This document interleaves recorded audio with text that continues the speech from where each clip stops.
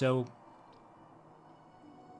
I want all of you to take a step back today, including myself, and really just imagine yourself diving underwater and being lost in a world that you don't recognize. Which means that everything that's being presented, everything that you're encountering, everything that you're seeing, everything that you're hearing, every single thing is new, is unknown, is something that you're exploring, something that you're considering, something that you're like, well, that's not how it operates in my world, but it operates this way in apparently in this underwater world. And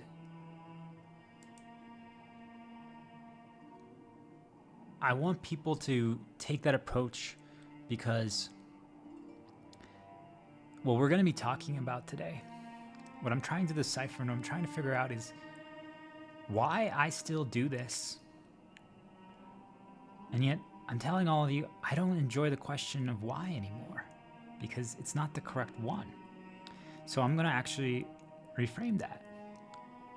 How is it possible that I can still do what I am doing today in this underwater kingdom, that we don't recognize anything, that everything seems foreign? How am I able to do that? And what am I doing? So the question is, would we continue doing something if it's causing us harm? Most of us don't really consider that question because every single thing that we see around us isn't unknown anymore. It's unknown. So when we recognize everything that we see, when we understand its function, when we comprehend its purpose, when we know that A leads to B and then to C for each thing, well, without even spending 1 second analyzing, we almost guaranteed know where it leads us. We know if it's a good thing or a bad thing. We know if it is going to make us feel better or feel worse. We know if we should do something or not. And the reason why we do is because we're drawing Final Fantasy VIII from experiences that we've already encountered, which means that we can use that to then self-deviate accordingly because we know. I'm like, should I drink coffee right now? Well, I've never had coffee before. Do you guys see, like, then the question, what will happen if I do? How will I feel? What are the benefits? What are the negatives? Actually becomes something that we spend time pondering and considering because for the first time ever, we're exploring a location with objects or things that we don't know. Yet most of us take for granted that we know the majority of things in the human world as we see it today. And yet, what I'm saying is, it's not even the human world because there's so much that most of us, there's some that really have explored, but most of us don't know. Yet, what we do is we stay away from those. We go to the locations that we recognize. We go to the locations that we already know, that we have had positive and good experiences with, that make us feel safe, that make us feel better, that reinforce that we're on the correct path, that, hey, we're doing something well today. I'm proud of you. Keep going. Hey, where did we get that? Well, that's where I'm going to go again. So if right now we're in this underwater kingdom, an underwater settlement, and we don't recognize anything and we don't know anything of what's going on, I'm like, well, I see a yellow flower with some purple stems on it. I'm like, is that seaweed? I don't know. And then you grab it and then all of a sudden you get like electrocuted. Well, now you can judge and base your next decision on that. What if there's something that swims by and it looks like a shark, but it's just that approximation, but it's not a shark because it has like almost like eels sticking out of it, but it's one animal apparently, and you don't know. And then it like swims up to you and it takes you on a ride like a dolphin. You're like, wait, you're an ally. In my world, those shark-looking things are bad. I think that they are harmful. Do we get what I'm trying to say, guys? Is that happens without us even spending 1 second understanding that it's occurring. So when you guys read the title, or the question that I'm asking is, we don't do what harms us, even if no results, even if it's a positive. That statement right there. But really the first one, we don't do what harms us. People are like, well, yeah, of course. Everyone knows that. Yet, the moment we begin something, or we just start operating or exploring, moving forward, until someone overtly reminds you or says, hey, everyone, pause. Before we do anything today, just remember, don't do what harms you. Then everyone's like, oh, yeah. So at that point, what ends up happening is we all pause before we start doing things. Before every single time, before you guys go out on an adventure, I say, hey guys, remember, don't do what harms you.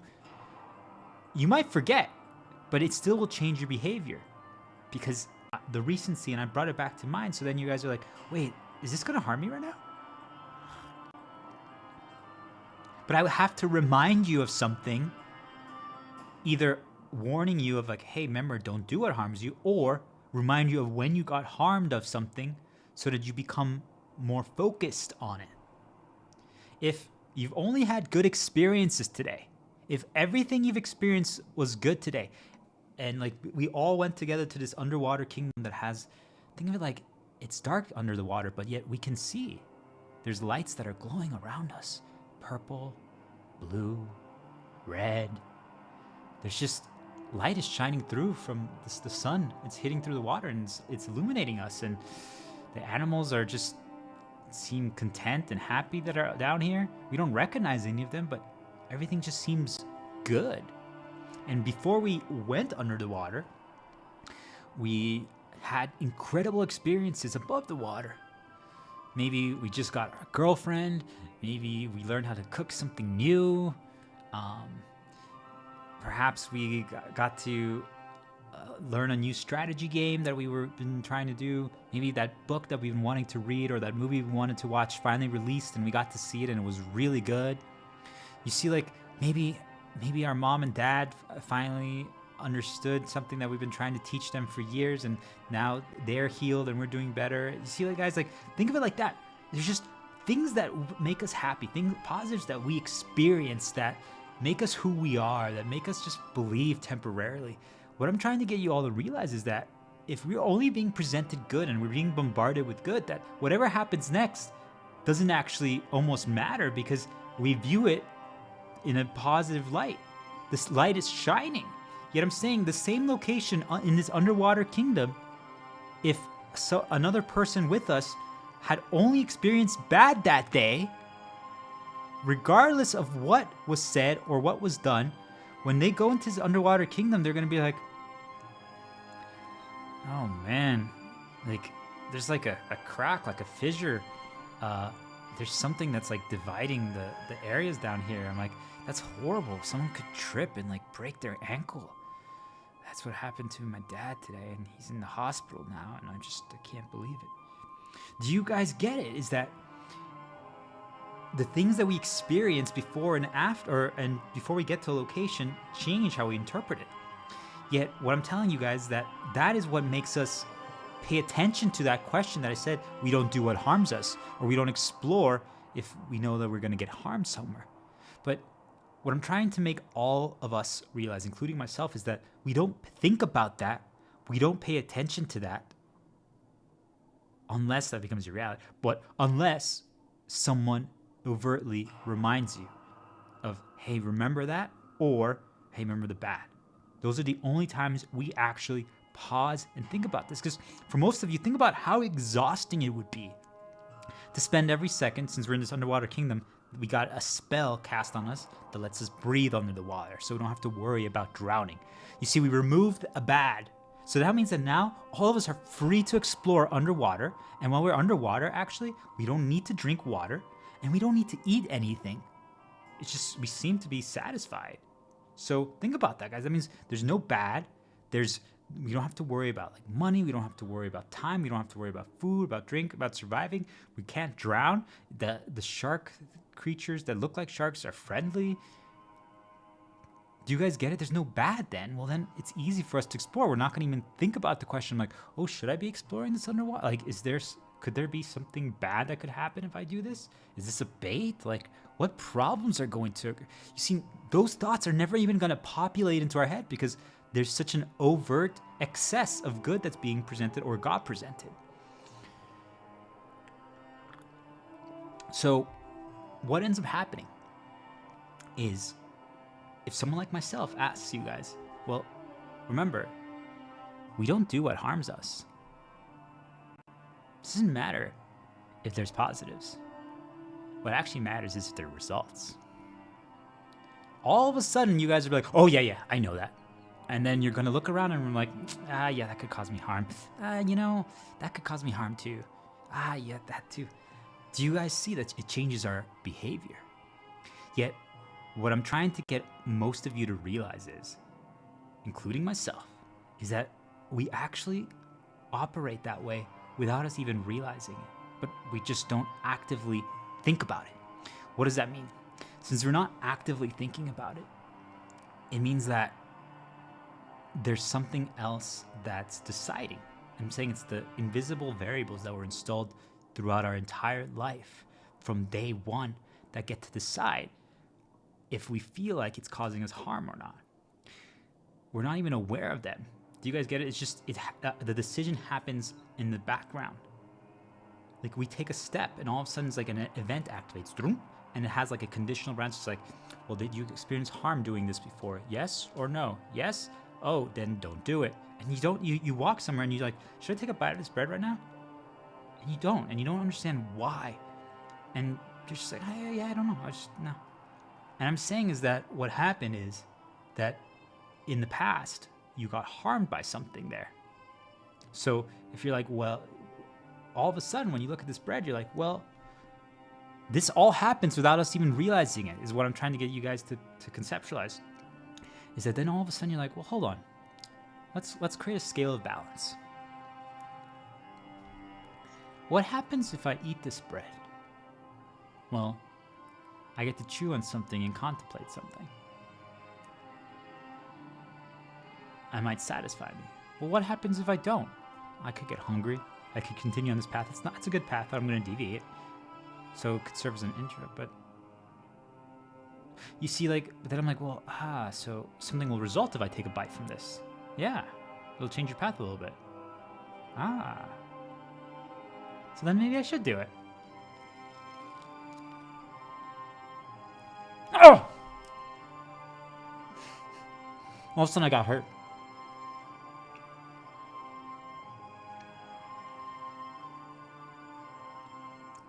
Wow, that bread was really good. Changed my path. You know what? I'm not gonna eat this one because I got hurt after.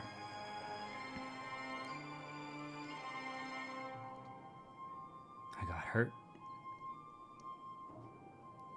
Even though this helped me. It was a positive.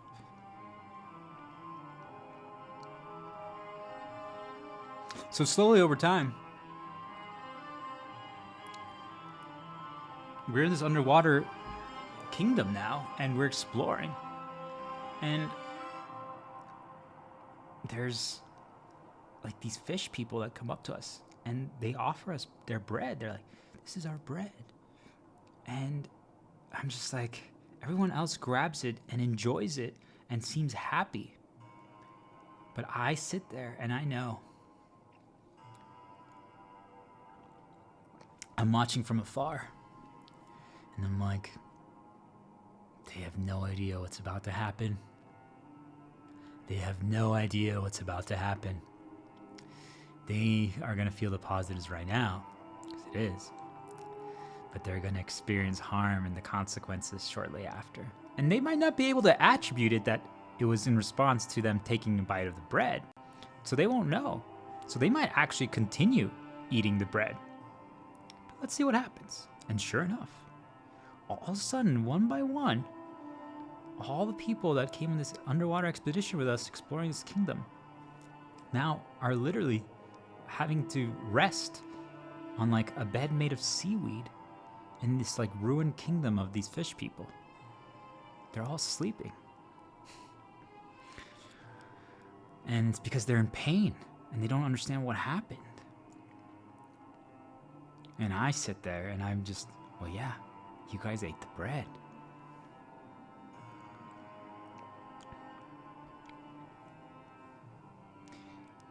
So then I see this and I'm starting to feel negative. I'm actually starting to like view these fish people as an enemy now. I'm like, wow, they intentionally gave them the bread. They intentionally made them suffer. They knew that it was going to cause this. I'm sure we're going to get trapped here and problems are going to start happening and I should be on guard. Like now I'm looking around everywhere. I'm like paying attention. I'm like, are they planning something? Are they plotting something? But then I pay attention to my mental world and I'm like, whoa, I'm getting consumed. I'm viewing everything I'm basing it off of my experiences and I'm correct, but I'm starting to judge these creatures and animals and fish people from my experiences with the bread. And I am correct. It did cause bad, but hold on. Hey, fish guy or fish girl. She's actually kind of beautiful.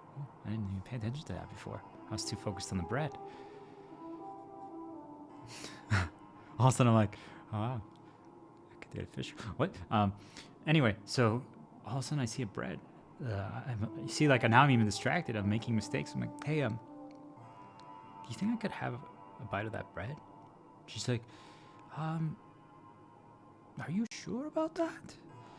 All your other people didn't respond well to our bread. And I'm like, yeah, I should be fine. I have good resistance to new breads. It's like, okay. And I grab one.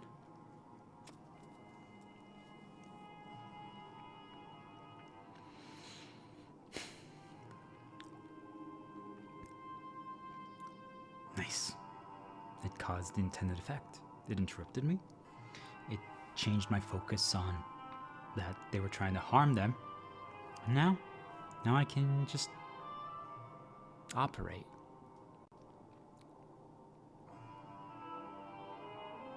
So wait, this bread helped me. This bread helped me. So it's a positive. Tastes really good. Their bread is actually even better than ours in the above the world, above the water. So wait, if it's a positive and it makes me feel better, and I knew why I did it. I wanted to use it for an interrupt and a deviation. Well then, wait, oh no, it's that feeling. I'm getting attacked by something. Like I feel worse now.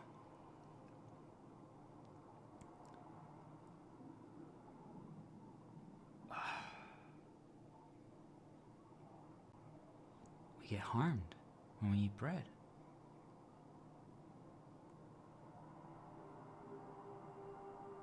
All of a sudden, I'm now like more supportive. I was exploring the underwater ruins, the village. I was getting to talk to all the villagers. I was appreciating their culture. I was appreciating everything that they have. I asked the fish girl if she wanted to show me like maybe some of her secret spots. Like there's a spot that has like this underwater skeleton of like a dragon whale that they have.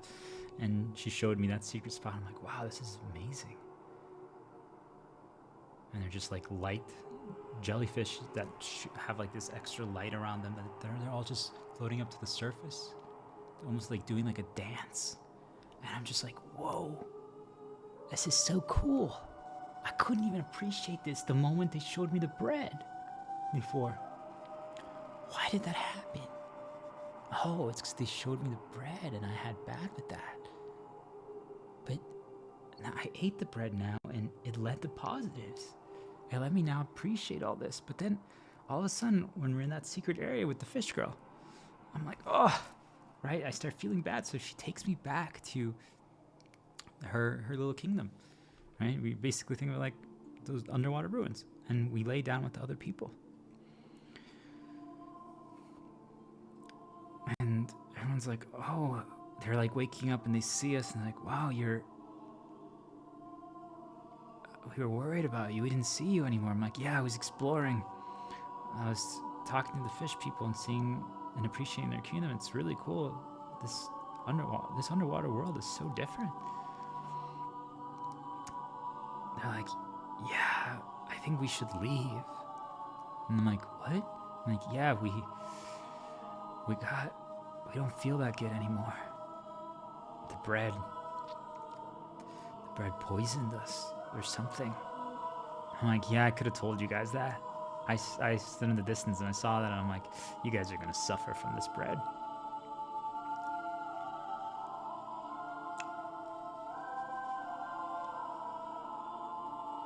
And all of them are like, why didn't you warn us? And I'm like, well, I was hoping that it wouldn't have that effect on you guys, but at the same time, when I saw all of you starting to consume it or walk down those paths, I just knew what was gonna happen. And would you guys have really listened to me? You guys came into this expedition under the water in this kingdom with so much positivity. You guys were radiating. You guys believed in yourself. You guys thought that everything was amazing. You guys were literally just laughing and joking around and believing.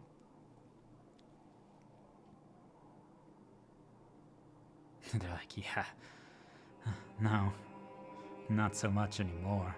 I'm like, right? You guys see?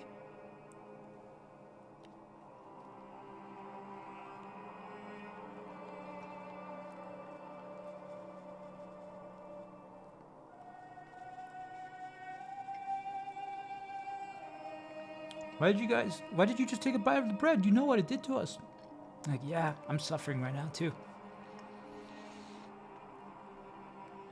But it makes me be who I am. It makes me consider. It makes me heal. It makes me explore. It makes me be who I know I can be. They're like, well, you must be weird because we're never eating that bread again.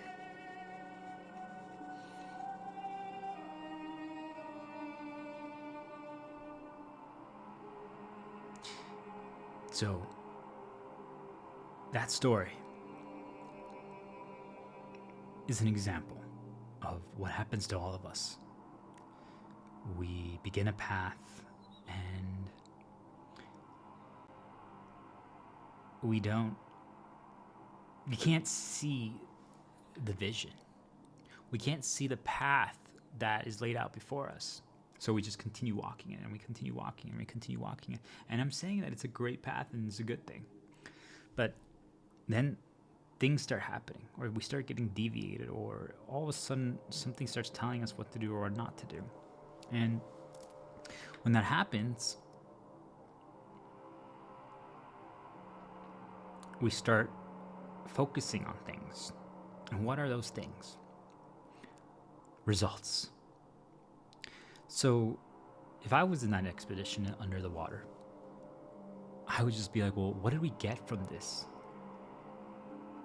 Well, we were told that we need to find the 5 wonders underneath the ocean that apparently exist. Or maybe there's like some legendary treasures that exist that we should be searching for. So now our focus is on, well, if we don't find those 5 treasures, then this whole journey to explore this underwater kingdom was not worth it.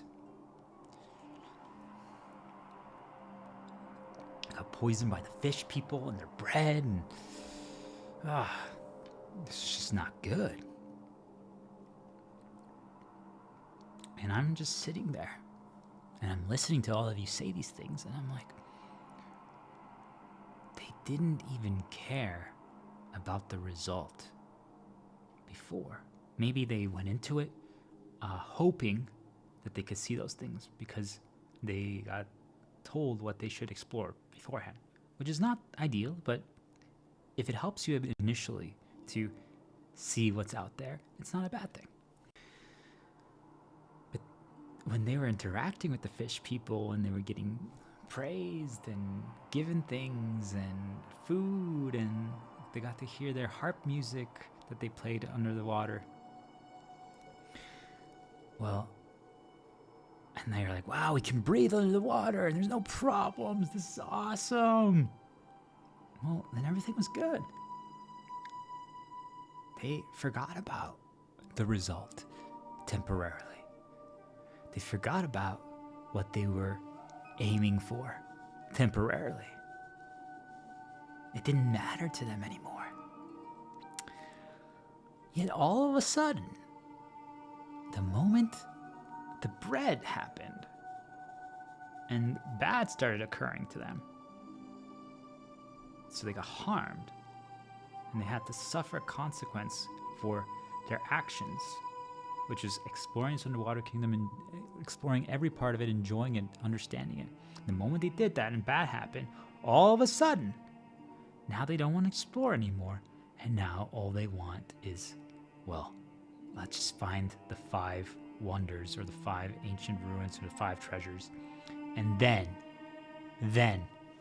we can leave and we'll be, this journey will be worth it, because otherwise, this was a horrible adventure.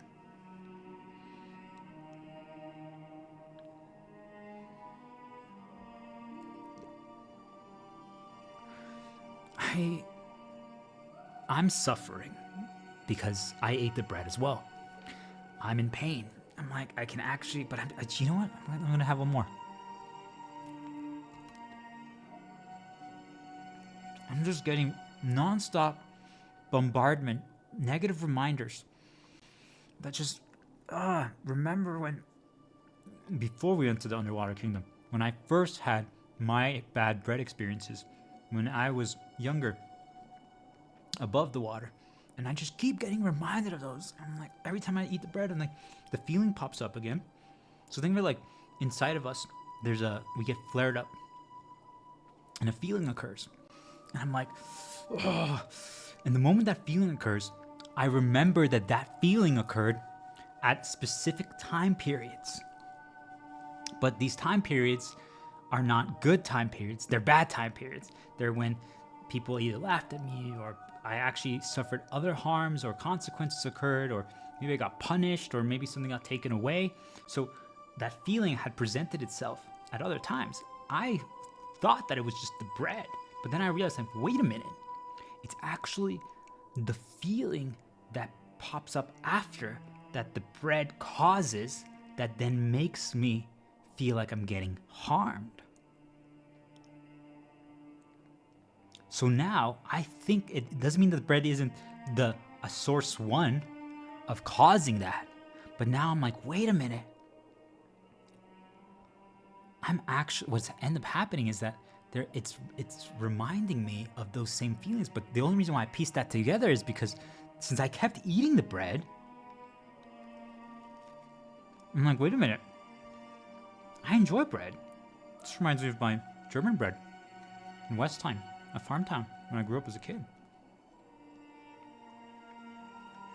So it's actually one of my positives. Maybe not for these other people, but bread is one of my positives. For my youth, for my life.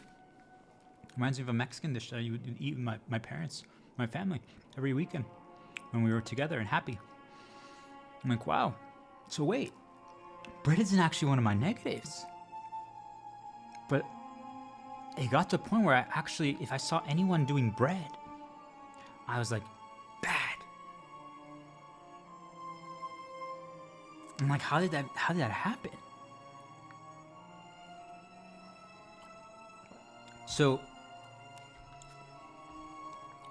the only reason why I could piece it together was because all the rest gave up immediately after taking one bite of the bread and having one negative reaction, getting one harm done their way, thrown their way. Think of it like a slap on the wrist, or all of a sudden, like the underwater breathing spell that they have doesn't help them as much anymore. They actually need to like get oxygen or air like every, I don't know, 10 minutes, because otherwise they'll drown. So there's like a little facility, like a cloning research facility in this underwater kingdom, and they have to go to this area every 10 minutes. They go, if they don't, they will suffer. So now you see like there's even more negatives that are happening. But they got stopped with one. Is what I was starting to realize. I'm like, wow, they got stopped with one. So that made them immediately consider that it's not a positive. Even if it was. Doesn't mean that they're, and we'll talk about this maybe later or maybe another day, but doesn't mean that they're not baits, right? It could have been that the bread was actually meant to be a bait, or an underwater spell was meant to be a bait to lead us to do other things, to make it seem like it's good, but it really is a bad thing. That's possible. That's real, but that's a different topic. We're not talking about that today. That's real, by the way, guys. It's very real. I want you guys to just think about certain tools that we all use in our realities that temporarily make us feel better, even if there are some minor consequences the next day or later that day. We temporarily feel better when we consume these things. Think of that like they're some kind of consumables, but I'm saying that they're the bait. Anyway, so I'm thinking about all these things. I'm like, wow, look at how much I'm thinking. Look about how much I'm exploring. Look about how much, and I'm just sitting here. I'm actually in pain because I know that they're trying to remind me of things and do things right now as I'm doing this. I'm sitting there on this underwater like seaweed bed watching fish people go about their day and all the fellow explorers that are with me. And I'm watching them and I'm just like, wow, they are actually like completely consumed now. They are all angry. They're all mad. They're actually like, I hear them fighting. All of a sudden, I'm just sitting there and someone's like, and you, why are you just sitting there? Why aren't you defending us? And I'm like, okay. You see, like, there's just darkness everywhere you look. And I'm like, how did this even happen? I'm like, do they even remember that 24 hours ago when we first started this, everyone was joyful and happy? Like, what happened? And I'm like, oh, it was the bread. But I'm like, wait, it wasn't the bread. Because as I took bites of the bread, every single time I kept going because I'm like, it seems like there was something, it was intending to stop us, is what I'm trying to get all of you to realize, is that the things that are actually our positives, that's actually why I said the other thing, that this is good. The consumables that are bait, that make us feel better, that temporarily let us do things, those are bait. That's why we're encouraged to do those more. But I'm saying the things that are actually our positives, that are who we are, when we do them, all of a sudden, negatives happen. Either an immediate consequence or result occurs that's for negative, that makes us feel worse, or after we do that, something happens. So like in this case, people ate the bread and they got sick and they're in pain, they're hurting, now they're consumed, now they're dark. But I'm saying that that happened to me. And I ate the bread and I felt that way, but it didn't stop me because I remembered, I'm like, wait, they started reminding me of in my past when I felt this same feeling, this flare inside of me that made me feel sick, an equivalent of that. And I'm like, wow, it happened on this moment and on this moment and this moment. And those were all some of the worst moments of my life. So I'm like, wait, maybe people actually aren't sick from the bread. Maybe we actually aren't getting poisoned from the bread. What is happening is that they know that if we ate the bread, we would explore this world better. We would appreciate its culture. We would appreciate the design of this underwater kingdom. Like, wow, look at their architecture. Look at their pillars. I'm like, wow, they use seaweed and moss for art. How cool is that? Like, do you guys understand how ridiculously awesome that is? Like, how did they figure out to do that?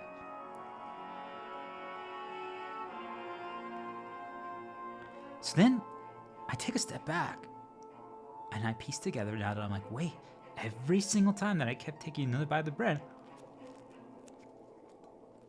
they cause more bad. They present more reminders of the harm that I've suffered the previous times when I did that. Or if not that, they try to remind me like, well, remember when you did eat the bread and try to help other people? Or you remember, look at all these other people who ate the bread and got harmed. And I'm like, wow, so every time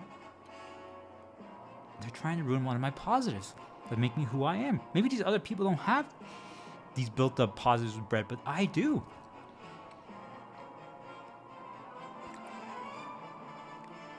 That means that I'm still actively being harmed right now. And yet I'm still doing it, and they keep escalating. And I'm like, oh, that's how I piece together. I'm like, wait a minute, guys. The reason why you guys all react that way is because the moment you take one bite of bread, if it's actually one of your positives, is that they cause harm in all of you that reminds you, even if the overt harm isn't actually that bad, but they remind you of your past, of when you did experience similar harm. Because it's, think of it like when I eat bread, all of a sudden I literally feel like an itch. And the last time I felt an itch was a good thing, when a girl said, hey, you gonna go on a date with me? I'm like, ooh, that's definitely an itch. You see, like, oh, that's a positive. So then I'm like, ooh, I want to eat more bread, because it makes me feel that way. And it happened during a positive, so then I want to do that again. Do you guys understand how this is done? So that means if I want you not to do something, can't I just start causing you harm? And harm doesn't have to be an overt thing to the point where you're literally incapacitated, sick, trapped in this underwater kingdom, worried that you actually got baited that by these fish people to eat poisonous bread, and now you're worried that they're maybe going to steal your things and kill you and hurt you. Yet 24 hours ago, you believed in them, you laughed with them, you trusted them, and now you view them that way. All because of that negative event.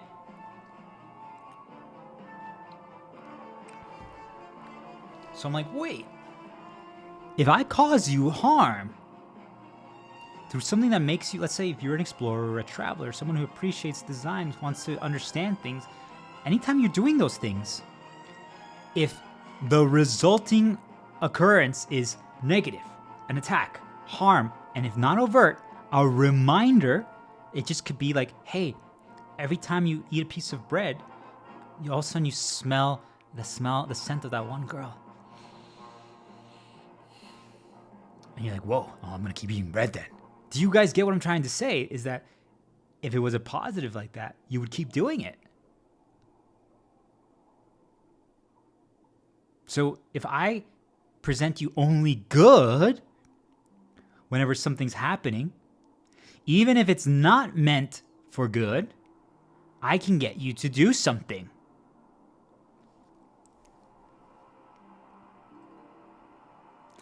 Do we get it? Because if it temporarily makes it so that you don't feel the consequences of the harm, won't you do? Could this be, all of a sudden I'm sitting on this bed and I'm still listening to these other people, these adventurers, complaining and fighting, but then all of a sudden I hear it get quiet. And I'm like, what happened? Why did it get quiet? And I'm still like, I'm keeping distance because I don't want my presence to interfere or interrupt their current mental world. And I'm just trying to see what happened. And I'm like, oh, the fish people came and apologized, but they gave them treasures. They gave them gold. They gave them, one of them pulled one to the side and said, hey, could we actually interview you? And because we believe that your opinion, we found out who you are above the ocean, and we now know that you're a very important person, and your opinion matters. You're a VIP. We think you're amazing. We think you're incredible, and we want to hear what you thought when you first got here before the bread experience. But because you had the bread experience, we're going to put you now as the main person that represents this place, that makes everyone realize how good it is to make things right. And we're also going to give you complimentary things and all this stuff, and all of a sudden you see that person light up. Ring. I'm like, whoa. So praise, adoration, fame. The other people, they're just like, wow, look at all these gadgets and trinkets and treasures that they gave us, and money, free stuff. Yes. Look at this. Hey, all of a sudden I see like one of them has like a light bulb pop up above their head. They're like, oh, they got an idea. What are they going to do? And they walk up to this fish people. I'm like, do you know that you also harmed my daughter? This is the first trip that we did together. She's only 23, and you harmed her. Imagine you could have taken her entire life. I'm like, this is not enough. Oh my gosh, yes, sir, yes. We apologize. Here's more. He's like, yeah. And then I hear this guy say to the other adventurers, like, that's how you do it, guys. You have to always demand more from them. That's what they get for poisoning us. But this is awesome. Look at all this cool stuff. Hell, maybe we could go above the ocean and sell it because no one else has this. Do you think we could maybe start a business by using this? Do you think we could keep coming down here and get more free stuff and then sell it above the ocean because no one knows how to use these things yet? They're rare treasures. Ooh, I like the way you think. Hey, maybe we should start a business together after. I'm like, yeah. And I'm just like confused. I'm just like, whoa. An hour ago, all of these people were consumed. All of these people were mad. Were fighting against each other. Were attacking. They tried to attack me and I'm not doing anything. And I'm like, what happened? Like, how did this just change? Like, what? Now they all believe. They feel better. And I'm like, I thought they were poisoned. I thought they were sick. One is now thinking like, ooh, we're going to create a business. One is now happy because they're going to be like the main brand partnership picture and the person that's going to get interviewed and used for everything. And I'm like, and now they also, if they ever want to return, they get free trips and they got all these treasures and stuff. Like, I was like, what? How is this? And I'm like, wait a minute.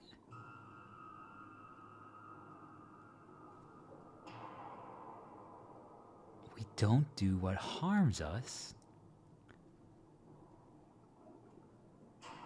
But if they present good somewhere,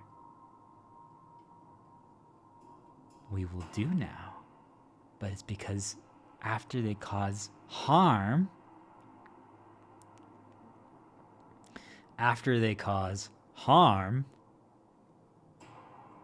we now are vulnerable to seeking a result.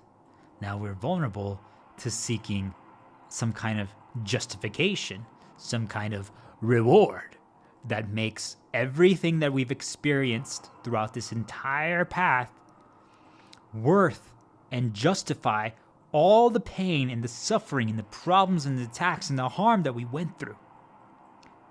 If we get sufficient results, what is sufficient? Something had to determine that for us. So think of it, for one person, they're like, well, ooh, my fame and my praise can be boosted with this. People are going to think that I'm awesome, that I'm an explorer, that I'm one of the first people to uncover the 5 treasures in this underwater kingdom.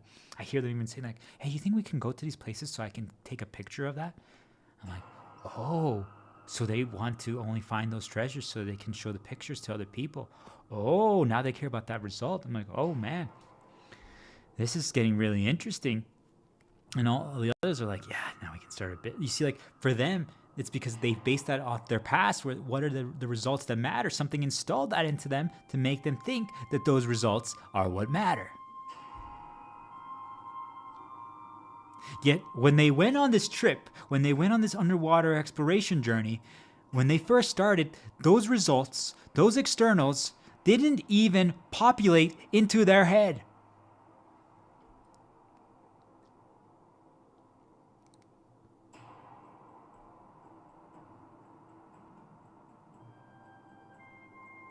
So what does this tell me? It tells me that we don't actually care about the results. Most of us, if not all of us, don't care about the results. We do it because it's a positive for us that we have identified as actually a good thing.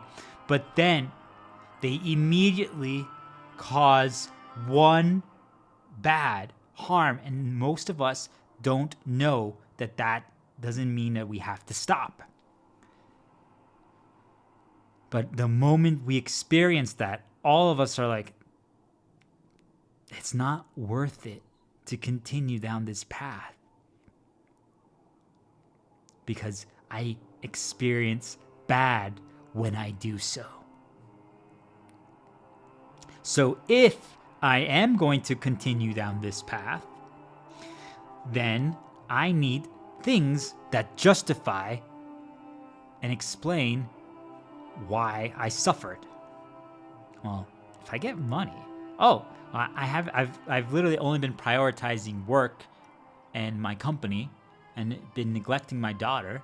So since this is the first trip that I did with her in her entire life, this could actually, maybe she'll finally talk to me. Yeah, that sounds like a really good idea. Do you guys see, all of a sudden we attach it to something that could justify why would we do so? I'm like, I don't, this trip causes me bad, this underwater exploration thing, but I don't even enjoy it. But if my daughter starts talking to me because of it, well, then I'll do it. Do you see, like, even if something is harming us, if there's a result that matters to us, that we care about, then we will do so. And if it's not something that they've already pre-installed into us by keeping it away from us, right? Like, ooh, my daughter that I haven't been able to build a relationship with because I only prioritized work. If they can't do that, well, then they're gonna create what the result is that matters. Well, you definitely need to see the treasures and make some money from this, because otherwise you literally got sick, you suffered, you almost died in this underwater kingdom. And you paid money for it? Oh man, you better do something that makes all of this worth it. How many times have you guys all looked around and been like, oh, well, if this happens, well, at least then it was, at least we got something out of this. Like, have you guys ever used that phrase or said something like that? I'm saying that when you say that, it means that you know that harm got presented to you intentionally to deviate you, to make you do those things or say those things.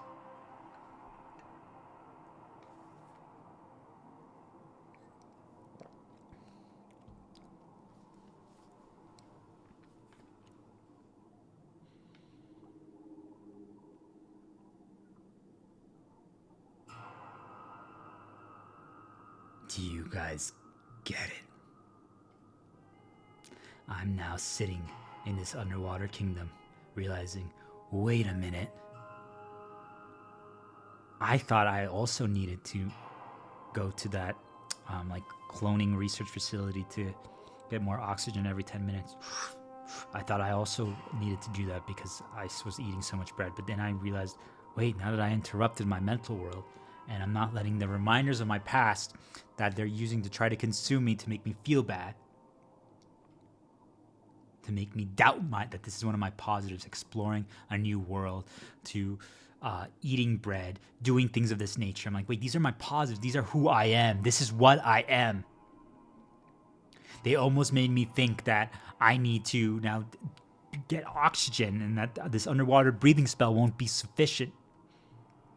And I'm like, wait a minute. It's been 1 hour and I haven't needed to do it once, and yet all other 10 people around me have been doing it 6 times. I'm like, how is that possible? That means that they don't actually need to do it. Their mental world got built up. They got experienced so much bad. Now they believe that that is what will temporarily make them feel better, so they use that. I'm like, holy crap. Does that mean that all that is just made up?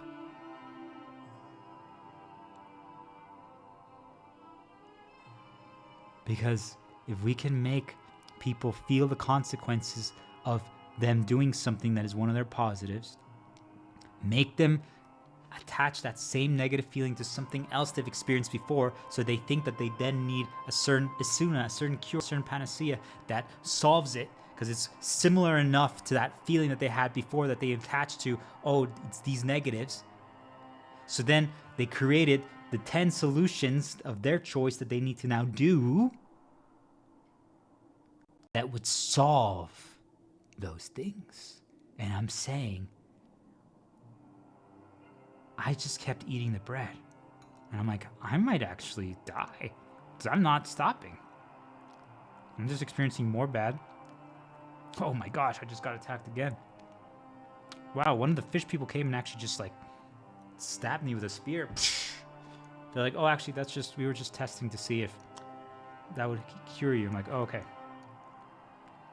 And I just keep eating more bread.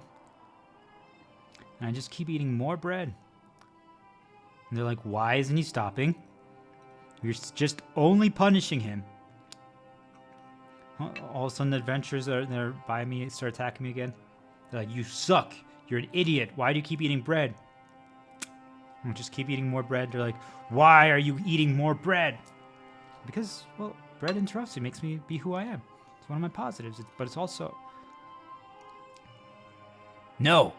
You can only eat bread if you get results. What is resulting from this? You're just pissing all of us off. What do you mean? I just keep eating more bread.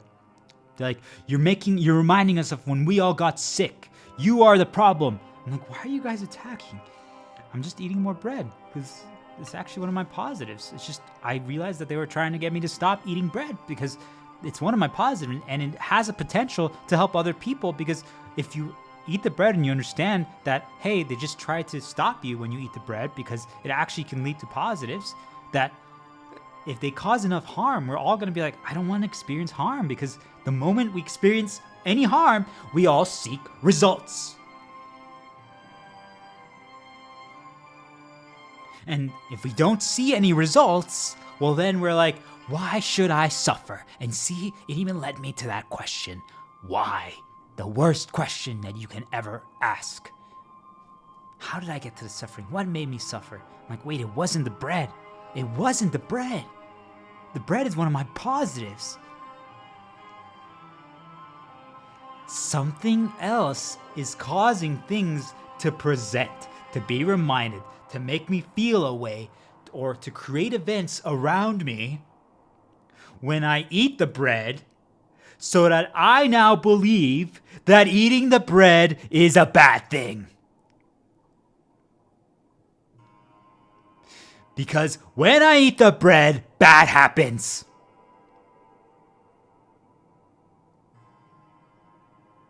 But when I don't, then I'm protected. But I'm fine when I'm actively eating the bread, but then afterwards, it's like, okay, you want to eat the bread? Well, then we're going to attack you. We're going to cause problems. We're going to remind you of bad. We're going to make you feel all those old feelings, the little emotions, those flare-ups, those whatever you guys want to call them, that you've now have not attached, but that you guys now recognize as, oh my God, that's when something bad happened to me when I was a kid. That's something bad happened to me when I was 11. That's when something bad happened to me this. Oh my God, oh my God, oh my God. All of I'm like, why do they all present when I eat the bread?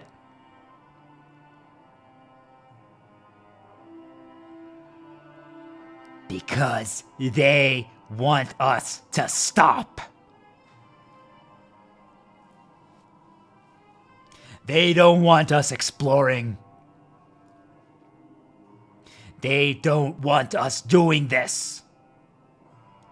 Because what could happen? What could happen?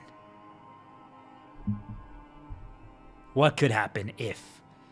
Just making sure that everything is good.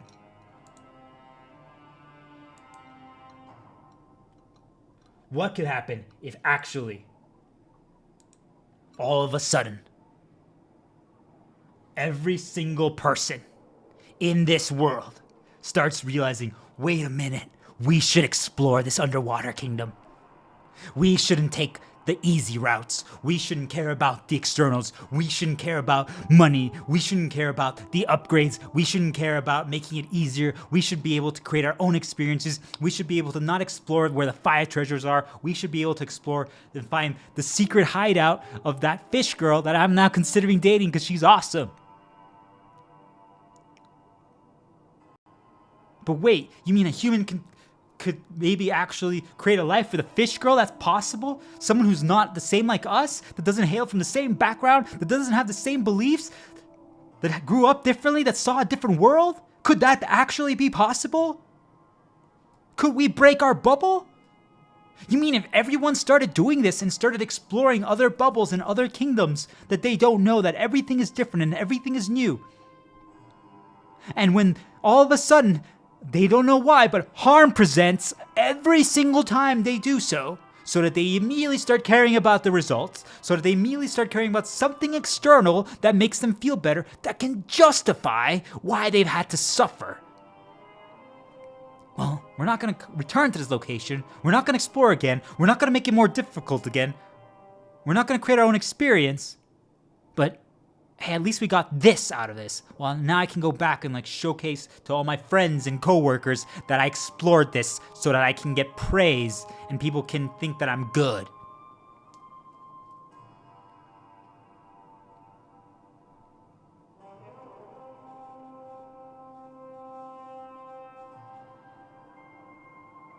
Do you guys finally understand? We don't do what harms us, even if it's one of our positives or it's something that could lead to positives. Because the moment harm occurs, without us even realizing it, the scale of balance gets created, the seesaw. And at that point, if we don't see something that can justify the suffering that we now not, because what I want all of you to understand is it's not, we're not guessing. If we can't attribute what was the cause, then we can incorrectly blame something. That happens once in a while. But I'm saying that's level 1. If you guys are still at that point, dig deeper. If you attribute things to the wrong things, you need to dig deeper. What I'm trying to get all of you to realize is that we get to a point where we do something that is, we brought back something that we lost, something that, the key that we lost, something that we believed in, something that we did in our past that made us who we are, that made us better, that made us thrive. And we stopped doing it because bad happened. Over and over again, over and over again, over and over again. They fabricated events that created major problems that made us be like, yeah, no. And anytime we would try doing it again, we're like, bad happened. So then we just move it away. So then when we bring it back, I'm saying is that they try to create as much harm as possible.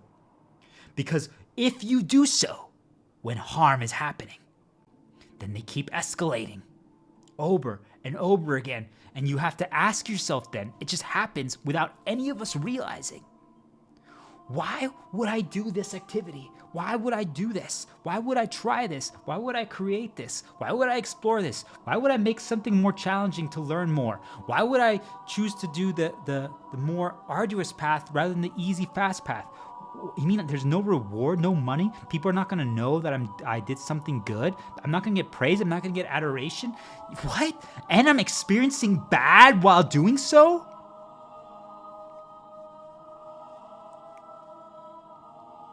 Hey, when you find those treasures, let's figure out a way to find more treasures down here. Maybe we can set up like an industry under the water here so that we can start making money.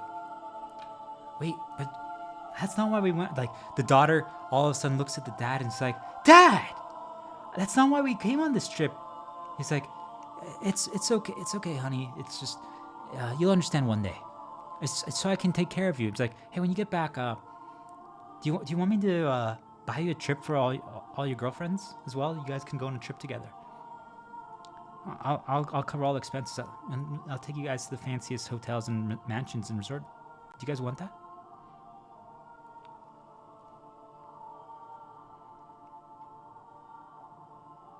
Do you guys understand? We don't do what harms us. All right. So I'm just going to take like a 2-minute break. I'm going to change gears, and I'm going to now reinterpret everything that I just said, but from an angle of now calm, slow down, and just a different approach, just so we can talk about it a little differently, because that was setting I wanted everyone to feel what I'm talking about. I wanted everyone to feel what I'm talking about, because it's easy to just be like, oh yeah, of course, when we're not feeling it. When we don't feel something, it's just like, yeah. Like, so you guys don't know what I'm talking about is, then what really motivated me, inspired me to talk about this is that this is the response that happens to me when I start healing and guiding and sharing knowledge. Other things I've noticed happens too, but they're easier to it's easier to block out. Like, the consequences aren't as severe, which means that I know that this is the answer, but there's so much harm that happens to me and has happened to me every time I do this. So I just, if there were days, for example, if today I do this and I only experience good after this, do you guys get it? I'm just going to be like, yeah, I'm going to do it again tomorrow. I might even do it again later today. Do we get what I'm trying to say, guys? It's when harm occurs that then all of a sudden I'm like, I need results. Okay, so let's take a short break, and then, you know what? I'm actually going to listen to the same thing again, but it's going to be great. We're going to do it differently this time. All right.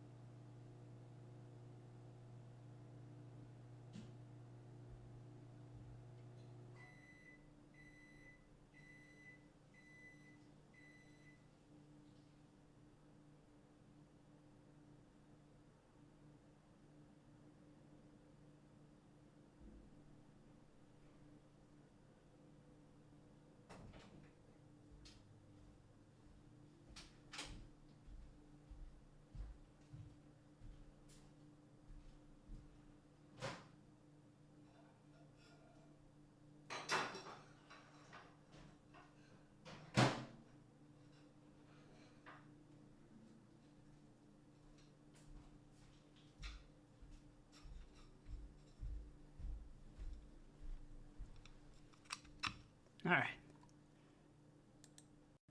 Let's do this.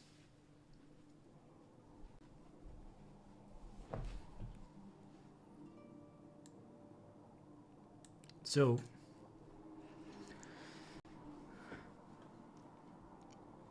that segment had a little bit more darkness in it. Not because I was dark, but because I wanted to channel that. Because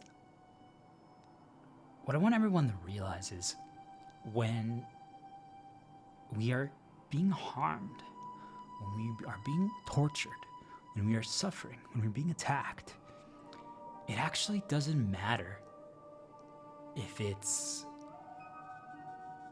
severe or not. If it's more severe, it's bad, really bad. But what I'm trying to get all of you to realize is that it doesn't actually matter.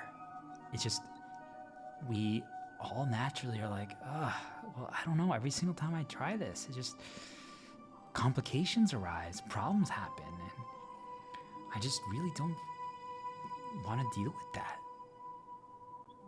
And the reaction to seek something to make it better is not wrong. What I want you guys to understand is it's not wrong, because it's like, well, if I'm gonna do something, well, at least I want to know that I didn't suffer for no reason. That's normal. But that's the problem, because since it's normal, it means that it's a known. It's a known variable. It means that every single person has been created from day one to operate that way. So what does that mean? It means that if I know that the moment I present bad to any of you, you guys are going to seek something, well then, I can make you do whatever I want. And I can make you stop doing the things that I want, so that you do more of the things that I want you to do and not the things that I don't want you to do. If I want you to change your story and write the story that I want you to write, can't I just choose where I put? Think of it like, I want you guys to picture that you're like 2-3 years old and you're playing that game. Do you guys remember how simple it was? But it was so amazing at that time, and still is. Even for the parents to see their kids play it. Pin the tail on the donkey. Like, think of like on the wall, like you tape it there and you go, all right? You guys remember that game? So you guys actually like, yeah, I remember when I watched some home videos that my parents had. There was like a VHS, or maybe they had the Betamax. Do you guys remember that? That old school technology that allowed people to actually record things and watch things? We didn't need fancy tools back then. That was already extremely fancy, because it served the purpose. But why am I'm teleporting you guys here? Because what I want you guys to realize is that for something as simple as that,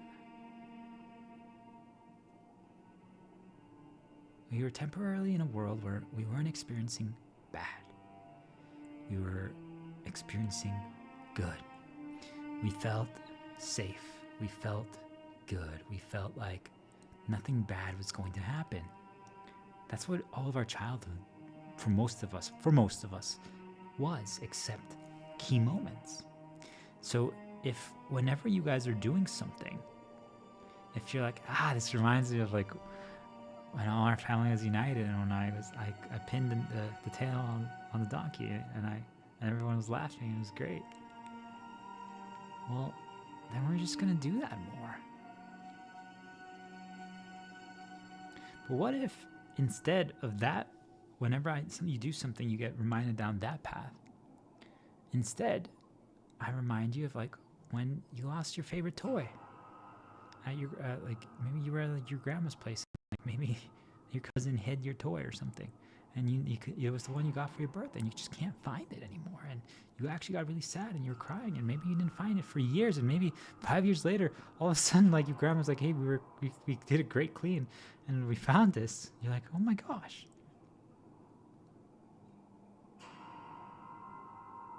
And you're like, wow, I was devastated back then because of that.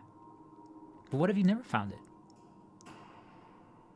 And every single time now, when you want to play with toys and like create your own stories and create like your own games or something like that, I'm like, I'm going to play with some toys right now. And then you're like, Ah. When I lost my toy as a kid. You know what? Is there like some AI video game that I can play that just has like microtransactions and it's like has a lot of quick rewards that make me feel like I'm doing well? Ding! You are the winner! Ding! You are the winner! Ding! You're so good! I'm like, yeah, this is awesome. I like this. I'm gonna keep playing this AI game that I just have to click and not even think.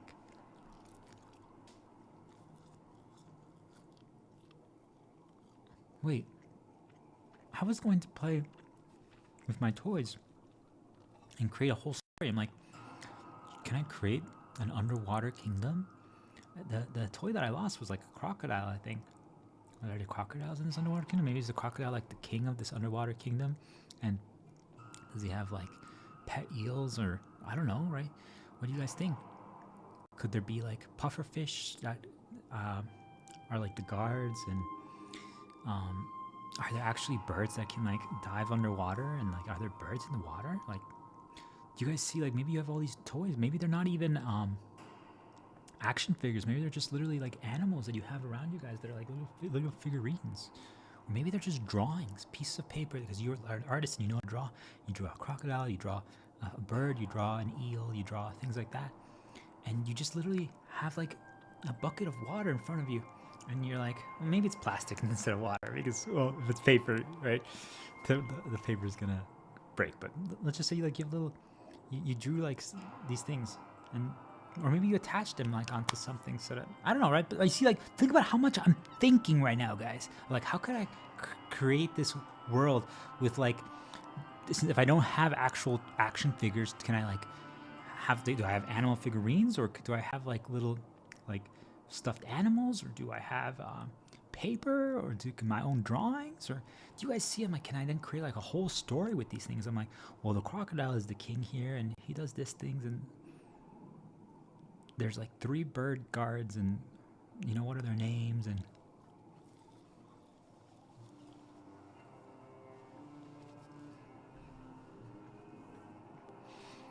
you see, it involves creation, it involves thinking, it involves exploration, it involves considering options, it involves actually complexity. And the more complex you can get, the better. I'm like, well, how can I make this happen? How can I do this? How can I do that? How can I do that? And I'm not saying it always is the answer, but what you guys are going to realize is that your mind is going to be silenced temporarily. Just the same feeling that you guys get when, just so you guys know, the variables that I was using is like all the drugs that you guys use, the consumables that temporarily silence you, are the bait. I'm saying the same things that cause that, if you instead just created things or created your own experiences in things that already exist. So for example, in video games, if you played a video game and you created your own experience, not doing what they lay out necessarily, unless it's extremely well designed, that has a lot of abilities to respond to strategy. But if it's more of a guided thing, it's great. But sometimes what you guys are going to realize is that once you figure something out, you become vulnerable to what I call mental suggestions. And that's when they start causing us harm. They start reminding us of things, of when bad either happened, or if that's not sufficient, the mental reminders.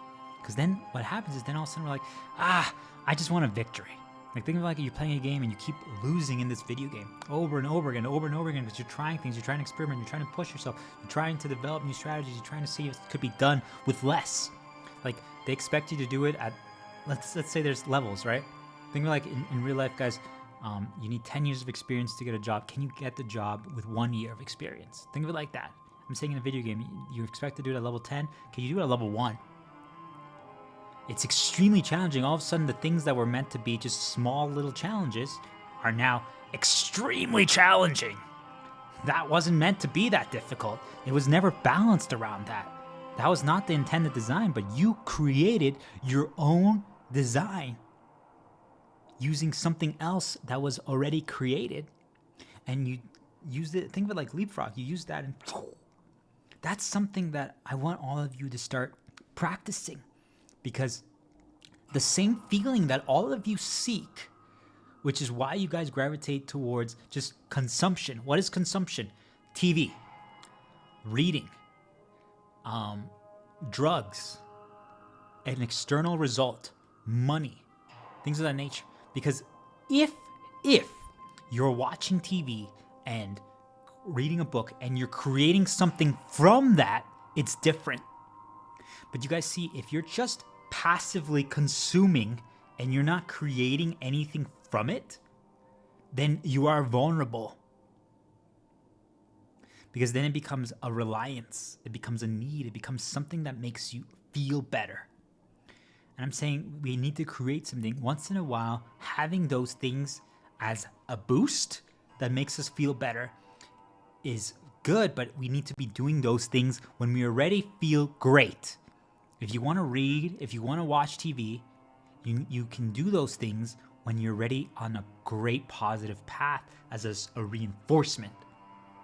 But if you do them in response to harm happened when you were actually going to try to create something or try to develop a storyline with like the drawings that you drew or like the action figures or the animal stuff,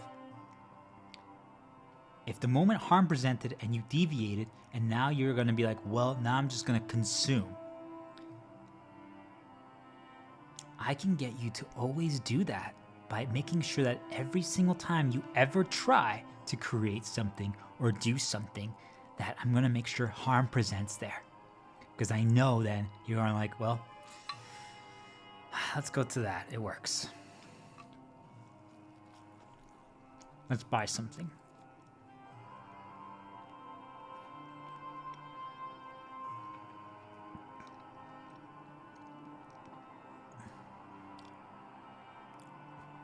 It's not easy to continue down a path when we're being tortured and when we're suffering.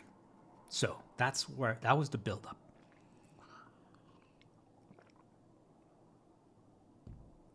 To help all of you understand this now, I'm going to talk about myself. Normally I don't. But I'm trying to figure out something. I think I've already figured it out, but I'm going to keep talking about it.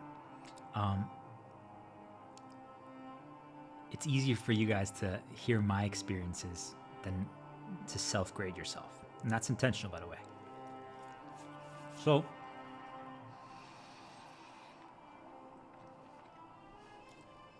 the activity that there's a few, but I've defeated pretty much all of them because what I realized was you guys call them consequences, but what I'm just saying is they're just attacks. We're just getting attacked whenever we do something. And when we're doing it, we are getting attacked. But the thing is that if they're us, who we are, and our positives, when we're doing them, we're shielded, we're protected. Once in a while, think of it like, you guys, I've used this example before, but think of it for you guys, if you search right now, like a graph, be like cyber attack graph, and you like Google that, I'm telling you guys, you can probably find a random like image or a video or something, and you can see like all these like lines and things flying around, and they're just supposed to exemplify and represent all the attacks that are happening in this world that are cyber attacks.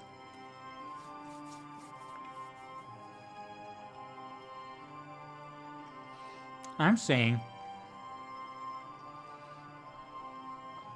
that those things are a representation of the mental attacks that happen to us when we do something that's actually us, that actually heals us, that's something that makes us believe, that's something that's actually who we are, that lets us thrive, that lets us be our best version of ourselves, that lets us live our full life. Once we've identified it and we start doing that again, immediately what they end up doing is they start presenting harm to us.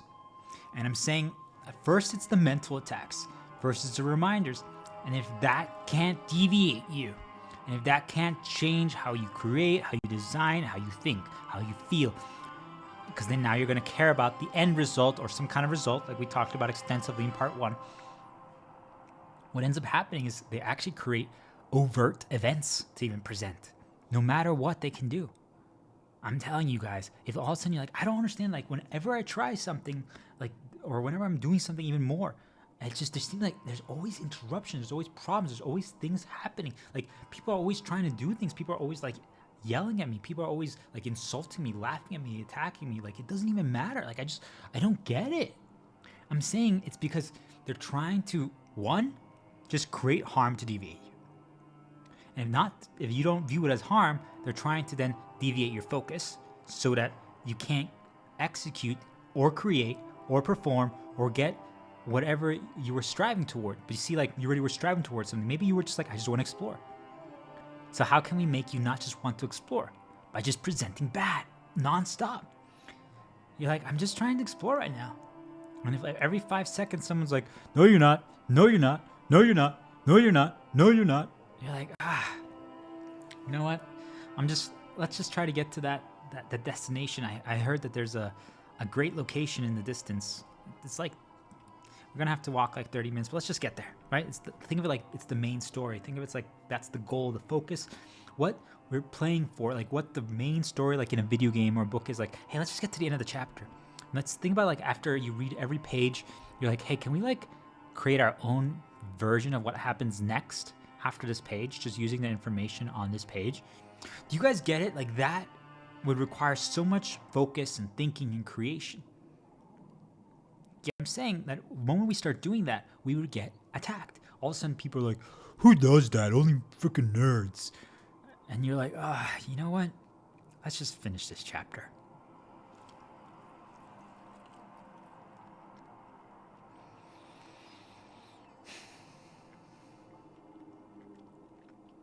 This happens to all of us when we're creating anything, just so you guys know. If you defeat all the things that I'm already saying, and you get to the point where you start creating something, this happens to us, even if they know they can't stop you. Because then what they're going to try to do is they're going to make it be about the result. Hey, did I get money from this? Did I get fame from this? Did I get adoration from this? Did people actually like play through my creation or experience my creation? And if you still defeat all of those, it's going to be like, well, you just need to finish your creation. So you see, you start rushing.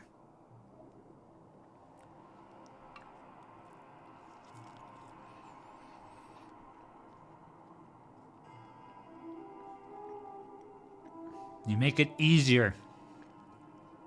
You care that other people can experience it. Because the moment complications start arising, you're like, like, let's say I'm creating a puzzle for all of you to solve. And it's going great. I'm learning new things. I'm like, oh, you guys are going to be challenged. This is awesome. Maybe I even make it more challenging. But then you're like, if I want to do my vision that I was thinking, that I was seeing in the distance, that is actually amazing. It was such a great idea. But then I'm like, it has these complications and these problems and these stuff. I'm like, And then you try, and then even more bad happens, and then like all of a sudden you start getting negative mental reminders. Your head hurts, or maybe you start feeling sick or tired, and you're like, you know what? Let's just make it easy. How can I go from here to here to here? Done.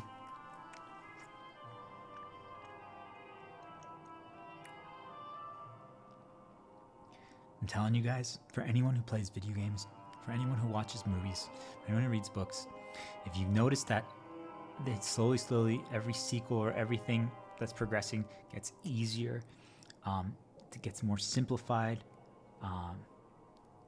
it's because they're all getting deviated over and over and over again by the harm that's being presented to them. And harm could literally just be that you guys don't like bubbles.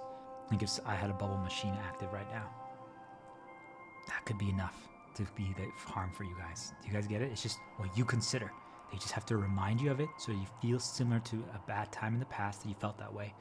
Or they create overt events to cause distractions, noise, problems, consequences. And if you still continue to eat the bread, in this case, to create something, to develop something, to experience something new, to push yourself, to learn things, create your own limits, your story, what you guys are going to realize is that the attacks escalate even more. Because they're like, well, there's no way that, those things should have stopped them, right? Like, think of it like this, guys. If every time I try to drink water from this mug, my mug cracks and shatters, Well, the first time, I'm like, whoa, nothing bad happened. I didn't get hurt, but that could have been bad. I try again. This time, it shatters, but a piece gets stabbed in my arm. I'm like, ow, that's not good. And you continue. This time, I drink. And I'm like, whoa, all of a sudden, it like destroys other things around me. Like I lose something. Maybe like I enjoyed the music that's playing in the background. Or maybe there's animals outside that I want to see again. And all of a sudden, like these things, it shatters and it like destroys the music and it destroys the animals. And I'm like, what? I got hurt.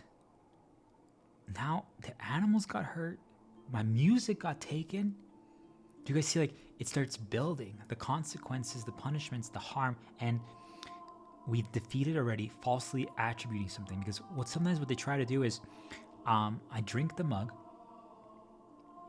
the water in the mug, and the mug shatters. But what ended up happening was that there was, think of it like there's like this, I don't know, like a mythical, like, chicken minotaur beast in the distance, and it has like a poison dart,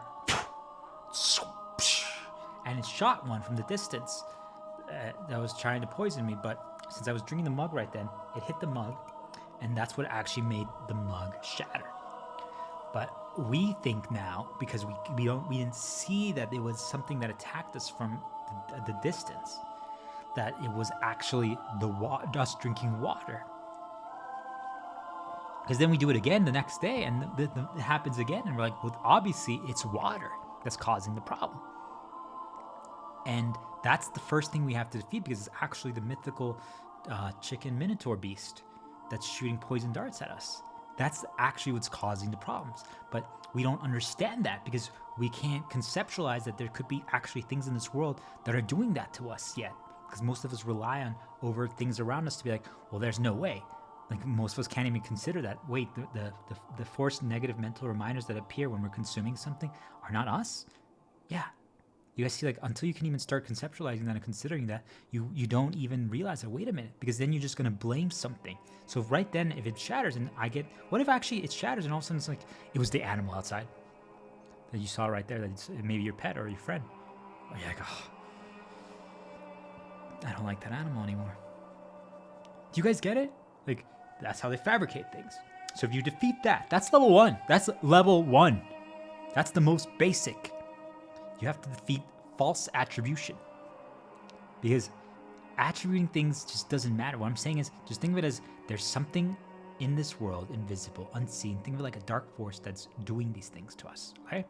So that means that you don't need to attribute it to anything else.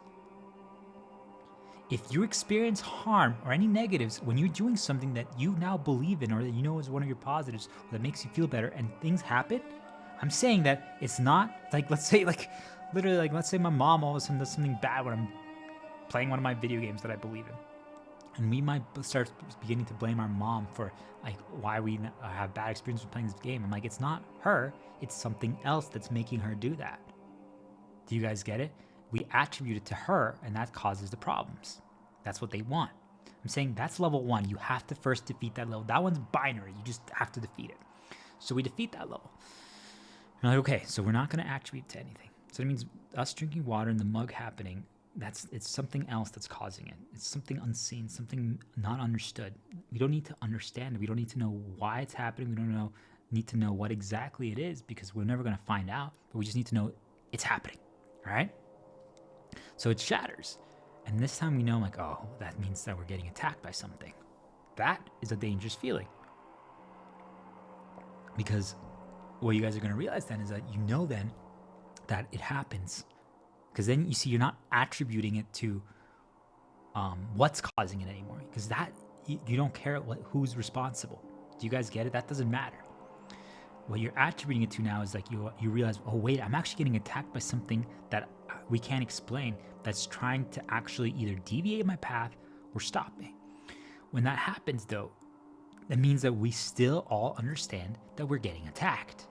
Do you guys get it? you know now it's your negatives. You know it's an enemy. You know it's poison. You know that there's an invisible poison dart that's being thrown at you, but you can't see it, but it's causing actual consequences. But it only is happening and presenting when you do the specific things that make you believe who you are, that make you be your best version of yourself. Because and the level 2 part, this is level 2, is where we need to remember all the things we stopped doing because of the level 1s that stopped us overtly. So then we're like, wait a minute, I am good at healing. Wait a minute, I am good at designing things. I do so in video games that I play. I can create my own game. I can create my own stories. I can create my own music. I can do all these things. I'm a creator. I'm a designer. I can do those things. I need to start doing those things again. I'm like, wait, I can sing. I can whistle. I can dance. I can cook. I don't need to always do all of them, but I can. So once you actually start bringing those back, because they first make us stop doing them. That's their first play. They make us stop doing all those things. So then when we bring them back, all of a sudden we feel better. We're like, wow, this is amazing. This is so good. This is who we were. I can't believe I forgot about this. And you realize you get back into it like nothing. What I'm saying at this point is when they don't really have a choice anymore. Do you guys understand? Because they first wanted to stop you. Like, that was the whole point. They wanted you to stop you from even doing so in the first place. And the easiest way to do so is the moment you're about to try something, or the moment you are about to accomplish something, or the moment you just accomplished something, is to fabricate bad events. That's their favorite way to do so, because it's easy. If the moment you get to the finish line, you're one step from the finish line, you fall, and you fall in the ground, like, oh, and you can't finish the race. Do you guys get it? You might not want to run again because you're like, oh my gosh, I literally just did all that for nothing. You guys see, like, that happens to us. We feel that way. Because then now we only can see the finish line. And how could we not? Because literally we were right in front of the finish line. Do you guys get it? If that happened in the first 2 steps of a race in Star Wars Galaxies, well, then we would be like, that's okay. But when it happens, the moment you are about to reach the end or win, then we're just like, because you see, like, then you remember everything that you had to go through to get there. And it's not easy. And that's intentional. And I'm saying for most of us, that stops us. And it's valid because you now know that you had to overcome so many things to even get there. And now you're going to experience similar. Doesn't mean they're going to be easier because you already know them, you recognize them, but you have to go through it again, even if it's faster. But you see, now hear the word that I'm saying, faster. Now we feel like we need to do it faster. Whereas before we didn't. Because now we're retrying, and now we're like, since we already know more things, it's not new, we're not exploring, we're not creating new anymore, we're starting to just do optimal because we're like, well, now we just need to win. I'm telling you guys, is that when that happens, that usually will stop us. Because if we don't get baited to do the external and do optimal and just try to get it over with quickly to achieve the result, I don't know, that's how they do it. So what's step 2? They deviate us, like what just happened to me right now. So this is a good thing. What I'm saying is that all of a sudden we're on a good path. We're creating, we're thinking, we're developing, we're evolving. And then a little suggestion presents. And it's not a bad one. It's a good one. It helps us explain something. It helps us understand something. But then all of a sudden, before we know it, we're like, oh, wait, where was I? What was I going to do? What was I going to talk about? What was I going to focus on? Where was I going with this? And then we don't know how to get back. And I'm saying that happens to all of us.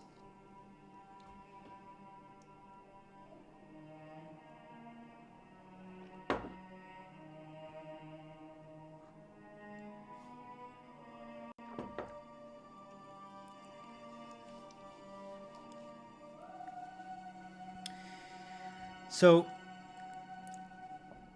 if they can't deviate us by making us lose at the end, right, as we're about to get to the finish line,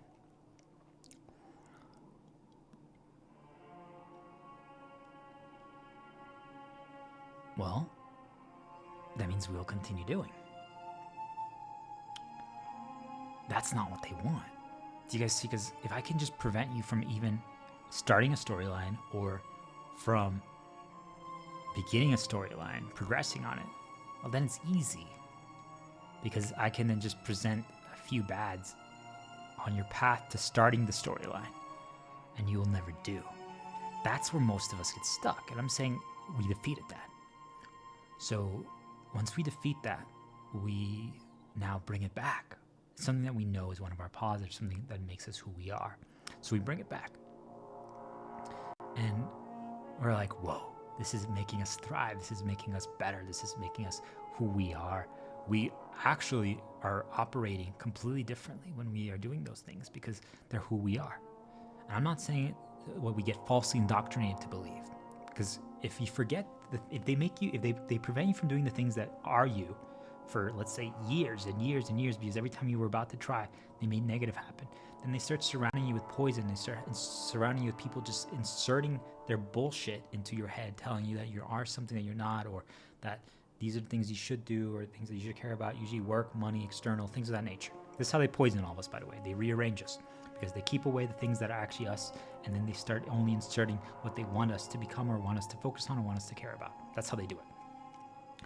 So let's say you defeated all that, and you actually started the storyline, you remembered who you are, and you did. You're like, yes. So in my case, like healing, guiding, giving knowledge. Think of that, something like that, guys. All right?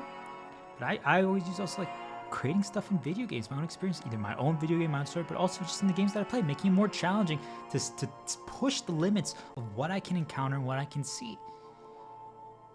I don't actually always need the victory or the win. I'm just like, wow, this is actually awesome. Like, this kind of encounter is really pushing me. It's really, I have to use everything the game has to offer, all the options. I have to modify things. I have to respond to things. I have to do things, because otherwise I'm going to lose.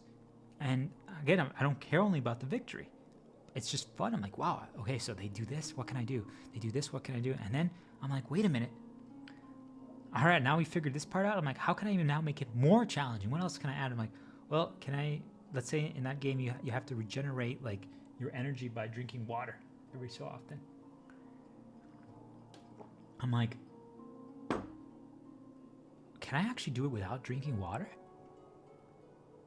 Like for you guys, just thinking like, could I do the stream without drinking water, without music, without, like you see, like you create little situations for yourself to make it even more challenging, to see if it can create new scenarios. I'm like, whoa, actually, if I don't drink water while I'm playing this game and this encounter, what I realize is that all of a sudden I have to use this other tool that my character in this game has that I never would use anymore because, well, I never need to, because water solves all the problems. So all of a sudden, when I don't have that tool available to me, I call it mana regen as in a healer for people who actually do know video games. But think of it restores your energy so you can do more of what you're good at.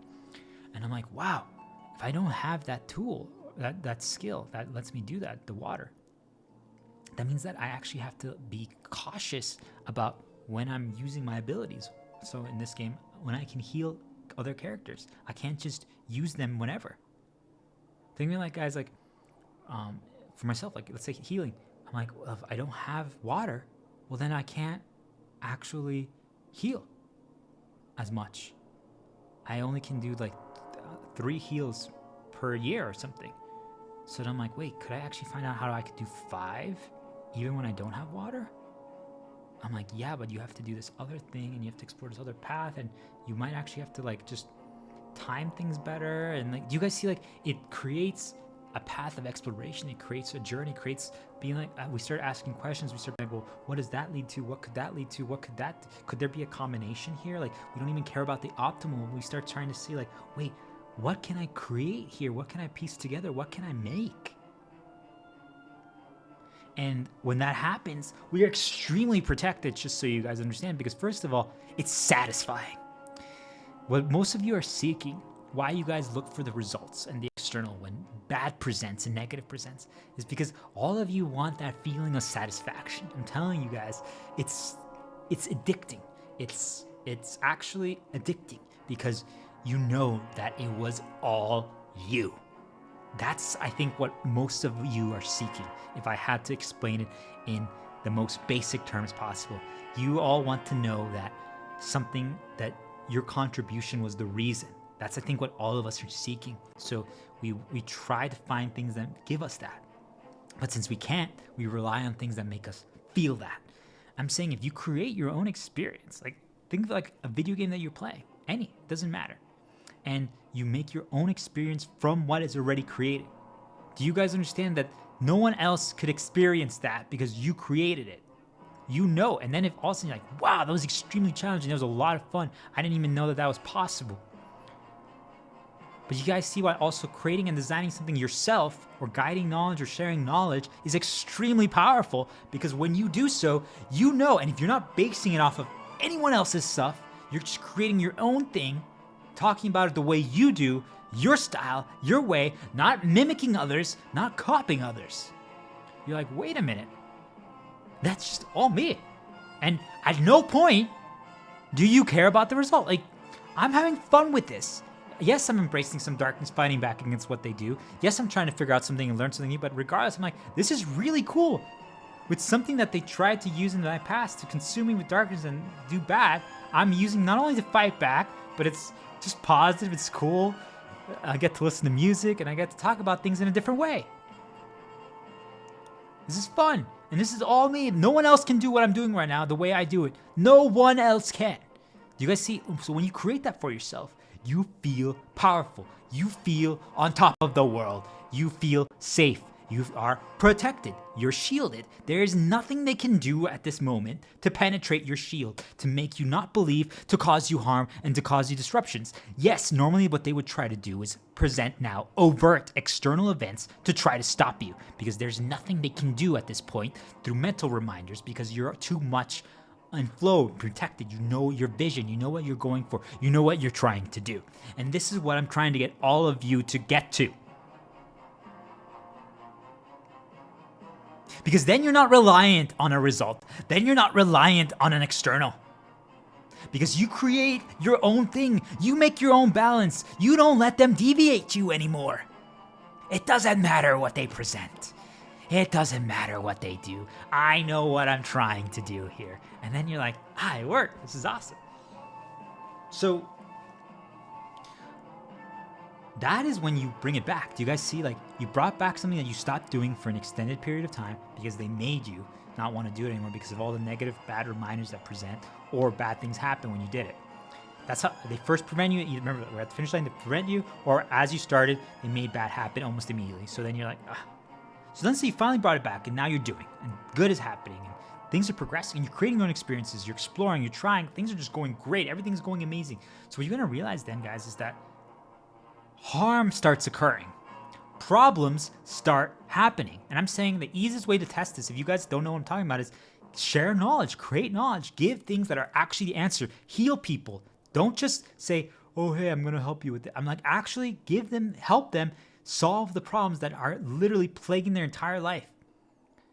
And that help them break free. And you will see that the moment you do that, you can disrupt everything that's been built up in them from day one to make them react to certain things exactly the same way. If you can do that, what you are going to notice is the moment you do that, you experience harm. The severity of it escalates dramatically at this point, because the first time, the bad and the harm that they have to present just to stop you from even starting, or right, if you failed right as you started, is very minor. Do you guys get it? They just have to present a little bit, and you won't do. But if you bring it back, and then you now are like, whoa, this is really who I am. This makes me better. This makes me feel, I don't have to get consumed by it every single day, right? Because that they do try to do that. They really can't stop us. They try to consume us to excess. So like, think of it like I now am going to do a 15-hour stream talk. Doesn't mean it's all not valuable, but that can consume me. Do you guys understand? Because I just keep going and keep going and keep going. And then eventually, when you're consumed, what ends up happening is they create an excessive amount of bad while you're already consumed. So then you're like, well, the source of all the bad is us drinking the water.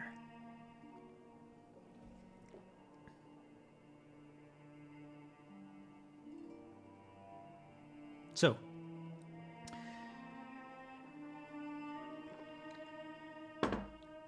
what I want all of you to realize is that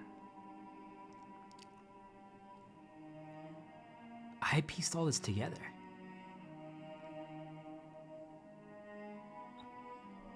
And I realized, wait a minute. Every single time that I heal, every single time that I give knowledge, every single time that I help something that they don't want to be helped,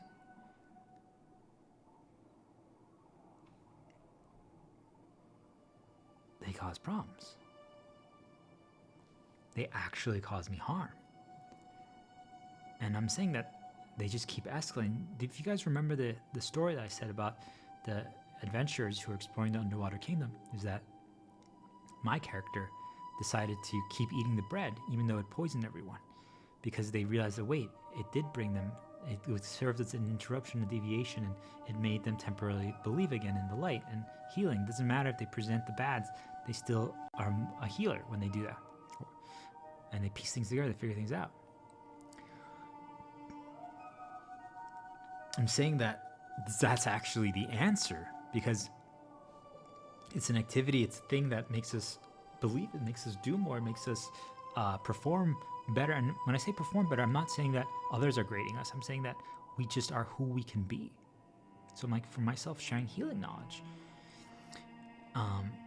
they don't want that, because the bad is supposed to stop you. If you don't get stopped, like, okay, so you eat the second piece of bread, now you're actually helping all the other adventurers in the underwater kingdom make peace with the fish people. And you're not doing it just for the fish girl, even though that's a bonus. You see, everything becomes a bonus. Then all of a sudden, what you guys are going to realize is that the third day, when you guys are there, all of a sudden the adventurers believe again in the underwater kingdom. You guys are going to realize that all of a sudden there's an attack that happens in the village, in the ruins. Maybe, like, I don't know, like, just it gets raided by the pirate fish people. I don't know, just anything, guys. Just a bad event occurs and just more negatives happen. And it's just like, what? I mean, I just keep eating the bread and all these more bad things happen. And that still doesn't stop you. And yet other people are suffering and other things like that. They're like, well, surely that will make this character stop healing and giving knowledge, because, well, now these bad things happen because they did that. If they just would have left, if they stopped eating the bread and would have just left, nothing would have happened. They continue to eat the bread again. They're like, it's not possible. It's like, how? We're trying to make it seem that if they do this, we create bad. But we're not just making it seem that way. We actually are making it that way. Do you guys get it? If every single time you do something, I'm saying, if right now, any of you whistle,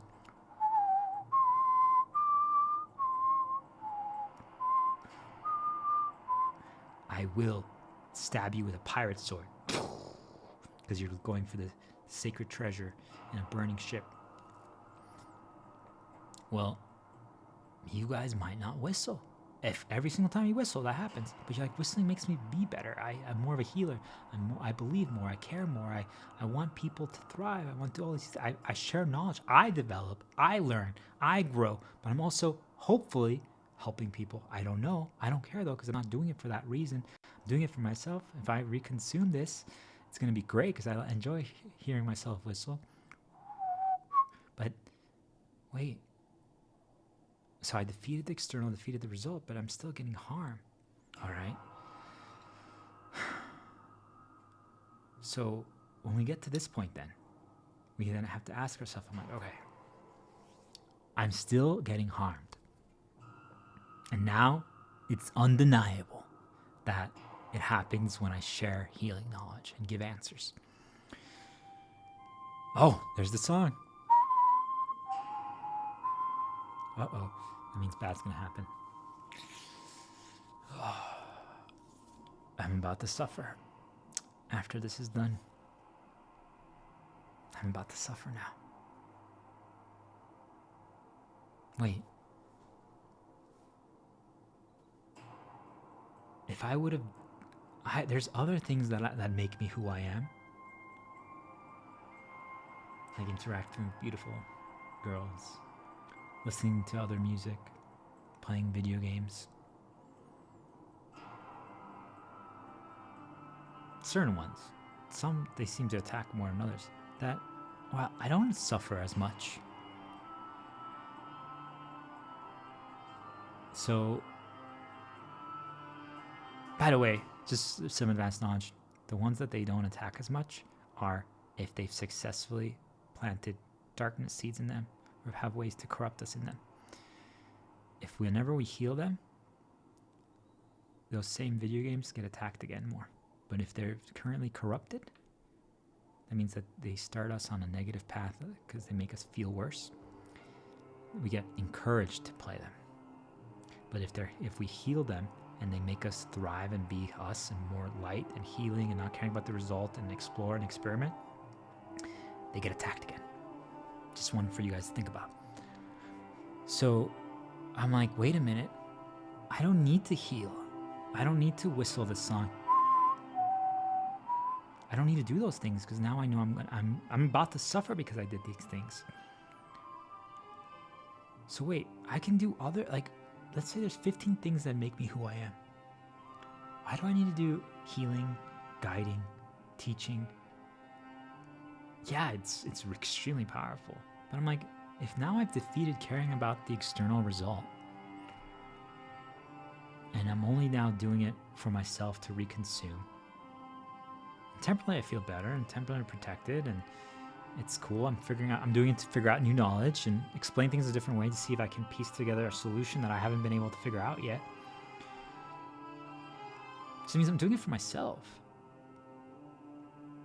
But when I do this, and especially if I share it to the world, I get attacked non-stop. Wait, couldn't I just try to figure out these lessons? Maybe I just play like a video game and create scenarios where I do something like this and kind of just figure out the same lessons. Maybe it won't be exactly this way. Maybe I won't get to the same results, but good enough, right? What's the problem?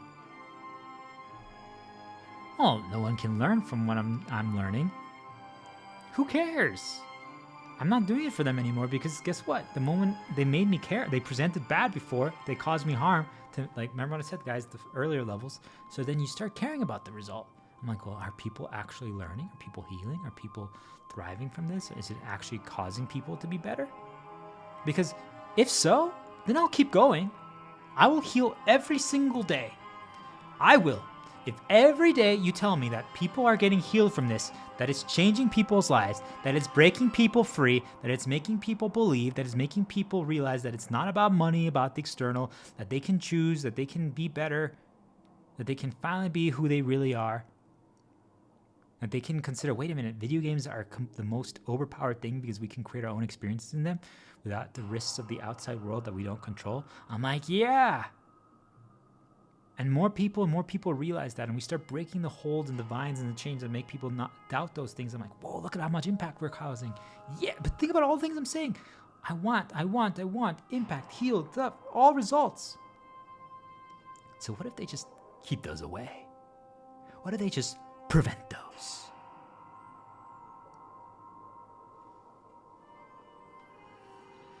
Do you all understand? So I'm saying,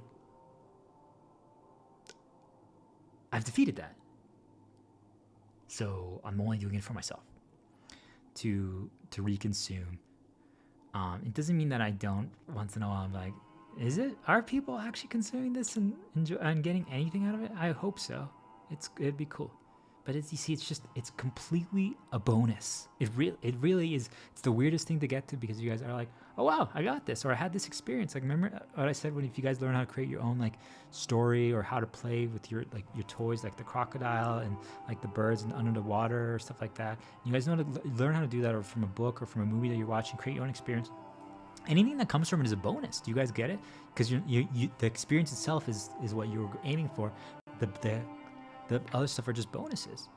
So I'm like, everything is now just a bonus. But you know when that changes, guys? Is that they keep escalating. They keep escalating. They keep escalating. and you experience so much bad, so much harm, and you try and you try and you try, and I'm not saying that you just give up like everyone else does. I'm saying that you, whoever's listening, figured it out and realized, wait a minute, I have to keep eating the bread. I have to keep healing, even if they're presenting bad, because I know it's the answer. I know it makes me who I am. I know that it could result in good. But yet, no matter what you try, you deviate, you explore, you try this, you try that, you see if I can do this, maybe a little bit less here, a little bit more there, maybe I do that, maybe I do this. Like, nothing works. You want to know why? Because if you figure it out, and you can do this every single day without any consequences anymore, well then why wouldn't you?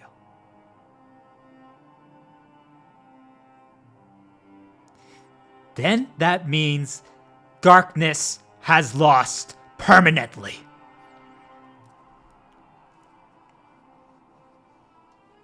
So they create harm non-stop, and they keep escalating over and over and over again until you stop. Because it doesn't matter if you defeat the result. It doesn't matter if you defeat the need for an external. It doesn't matter if you realize, I'm like, yeah, it's nothing. Right? The reminders is nothing. I'm saying they'll keep escalating. They will never stop. They will never stop. And at some point then you realize, I'm like, wait a minute. Okay, so I did this activity. I felt better. I healed. I gave knowledge. I learned new things.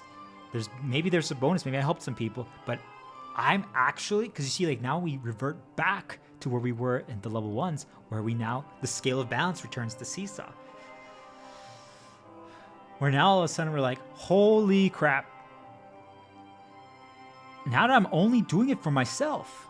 And it's not that we devalue ourselves. I'm saying it's just that we know that we can get similar, not the same, but we can get similar results of how that we feel better by doing other things. So then we're like, why should I continue healing? Why should I continue guiding? Why should I continue teaching? If all I do is suffer because of it.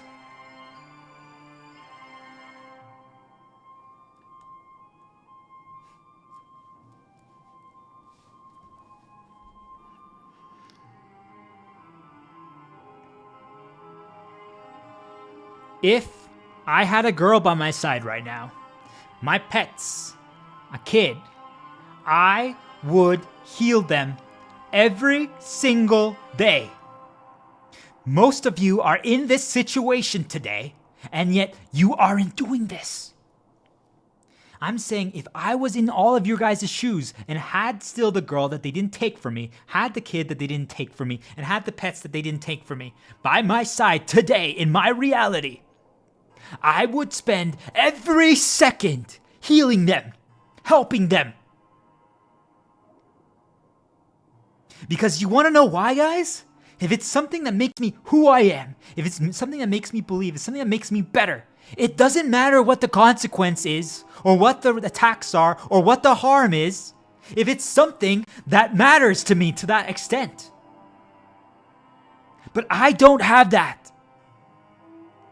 So you know what, guys?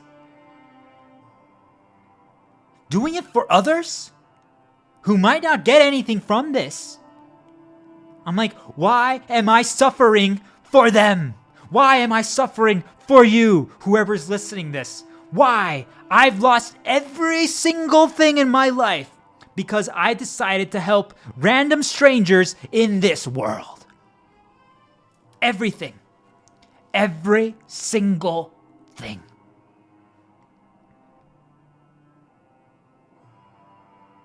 Do you guys see what that did to me? Do you guys see that? Because it's real. They create that in us if they can't stop you. They create that. I'm saying, I realize I'm like, I gotta destroy the result. I gotta destroy others. I gotta destroy this. I gotta do this. And so I'm doing it just for myself. But I'm like, wait, if I'm doing it just for myself, I'm doing it to figure out things, I can figure out things differently. I can create in other ways. So that means, you see, like they start almost invalidating an area. That's what this is. This is it. This is it. They start invalidating an area because the outcomes, the results that you get from it, not externally, but for yourself even, now can happen in other places. So you're like, why would I do that path, even though it's something that makes me who I am, that makes me believe, that makes me a better version of myself, that makes me thrive? Why would I do that if it leads to all these bad? I can do these other paths that lead to similar good. It's not the same, right? Like, I can heal in video games. It's awesome. I can learn and guide and stuff like that through other areas. Maybe I find how to do so in video games, or I don't know. Maybe I write a story that has guiding. But do you guys get it? Like, you find other avenues to do that, and it works. But look at that. Then what have they succeeded in doing then? All of a sudden, you don't heal anymore. All of a sudden, you don't guide anymore. All of a sudden, you don't teach anymore. All of a sudden, you don't inspire anymore.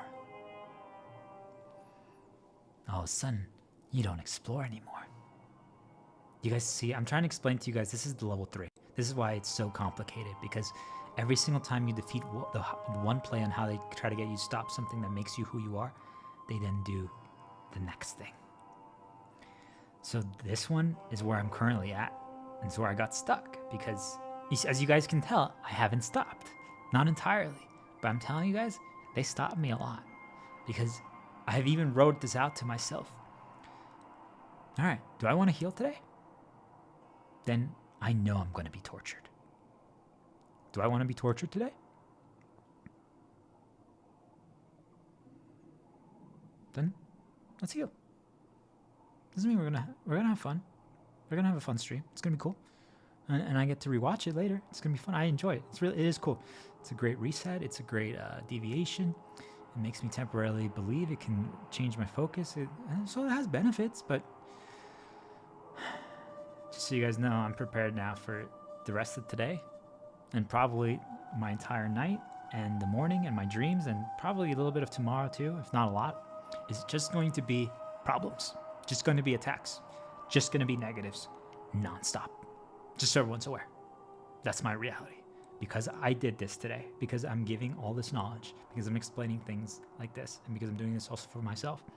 I am now going to suffer for probably at least 30 hours. Minimum. Horrible. Nonstop bad. In every single thing that they can cause bad in. That's my reality. And it's always in response to this. So, yet I still keep doing, guys.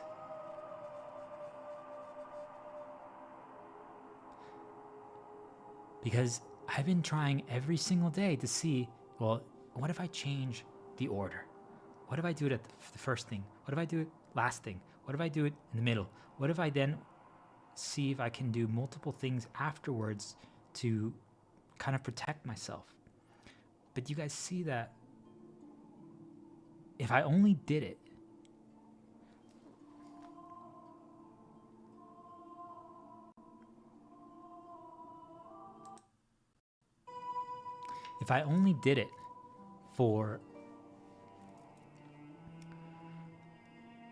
to see if a result would happen, to protect myself. To protect myself from bad. Do you guys see how the danger that could happen? Because, okay, so now I'm almost done here with this talk. And after I'm done here, I'm going to unwind a little bit, and then I'm going to start doing things. And I'm already on guard. Do you guys see? Like, I'm already on guard because every other time I've done this, I've only had problems. So what ends up happening after is, what if the bad starts happening? That's going to happen. And when that begins, I'm like, okay, well, oh, and here comes the overt ones. I can't wait. In a few hours, it's going to start. Here we go. And you're like, wow, so I'm getting negative mental reminders. The overt is happening. What does that do? It makes it so that anything new that I want to try. Remember what I said, guys? I believe in like video games or creating our own experience, but you like use your action figures, use that crocodile toy and things of that nature, and the birds and stuff like that. And you're doing that. And you're creating your own stories, you're creating your own adventures. But then all of a sudden, you guys are like, this actually is really something that I'm enjoying now, creating something here. And this is such a great experience. And this is something that I don't want it to get tainted, because what I'm trying to get you guys to all realize is that if you're only being bombarded by negatives, remember what I said, the adventurers, what their experience was before they went into the underwater kingdom, when they were exploring. If they only got presented good before they went on it, when they're exploring initially, until something really bad happens, they're just like, wow, this place is so cool. Let's explore everywhere, guys. Until something majorly bad happens. But I'm saying the same happens as if we only get presented bad. If we only are getting presented bad, I'm going on this trip, right? Because I want to take care of my daughter. But if then we get there and I'm like, oh my gosh, look at this place.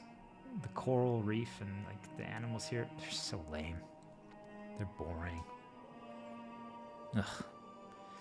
I hope my daughter's enjoying this at least. Because we went into it having only been seasoned and presented negatives. So what I'm trying to get you all to realize is that if I know that I do something that makes me who I am, that makes me thrive, that makes me believe, that makes me better, that I'm only doing for myself, because I learned something, I'm figuring something out, but it also can help me later to reconsume, to change whatever they're only inserting to my head, to deviate who I am, what I am, and my current focus. But also, I didn't know that, now they're going to only present bad. So that means that if they're only presenting bad now, anything that I do next, I'm not going to be able to enjoy or experience the same way. This one, guys, there is no solution to this. I want people to understand this. This one's a little sad. This one is a little sad, but it's a reality you all must accept. It doesn't matter what you do. If you only present bad to you,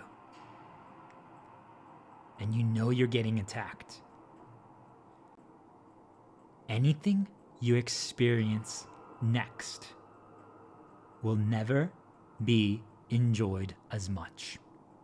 It doesn't matter what it is. It doesn't matter if it's one of your ultimate positives and you temporarily make yourself feel better. You still won't enjoy as much. It's just that simple. So think about it, if it's an experience that you're only going to be able to have once, or maybe not for quite some time again. I make you guys think about it like this underwater exploration zone that these guys were going to go on this trip. If they're not going to go on another one for years, well, do you guys see that they want to make sure that they're positive for it?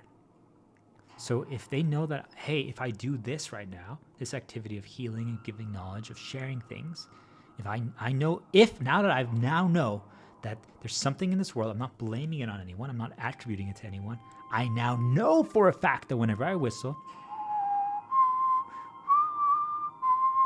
that bad happens after to punish me, to try to deter me from doing this. That means that, do you guys understand that I would try not to do that before I go on this trip or on this underwater exploration journey, because I now know that it's going to happen. So, because I want to enjoy this trip. I don't want it to be ruined, because what do I call ruin? Ruin is just, it's not what it could be. You know what it could be, because if tomorrow I didn't whistle the song,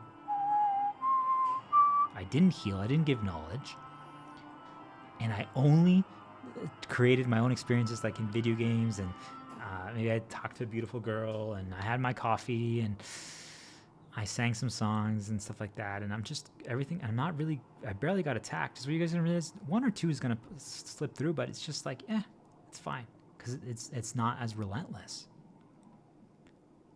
The balance. Remember I said, the scale of balance. It's like 90 positive, 10 negative. So you're like, you see whatever you're going to experience next in a better light.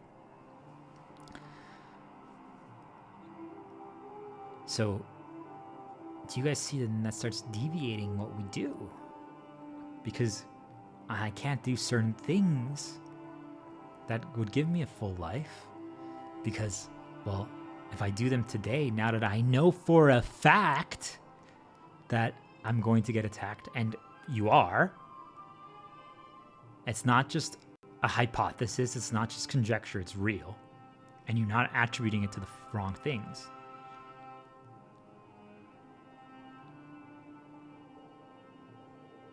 Well, do you guys see that then the correct play is not to do those limited time experiences?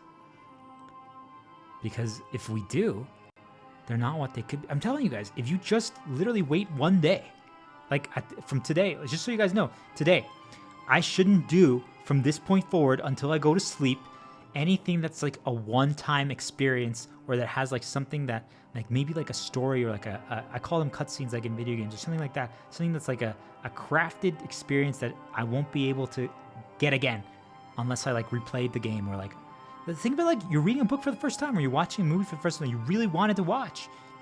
If you do it on the day that you are now going to get attacked, I'm telling you guys, you're not going to enjoy that movie as much. And now the second time you watch it, it doesn't mean that you can't enjoy it. It doesn't mean that it can't be a better experience.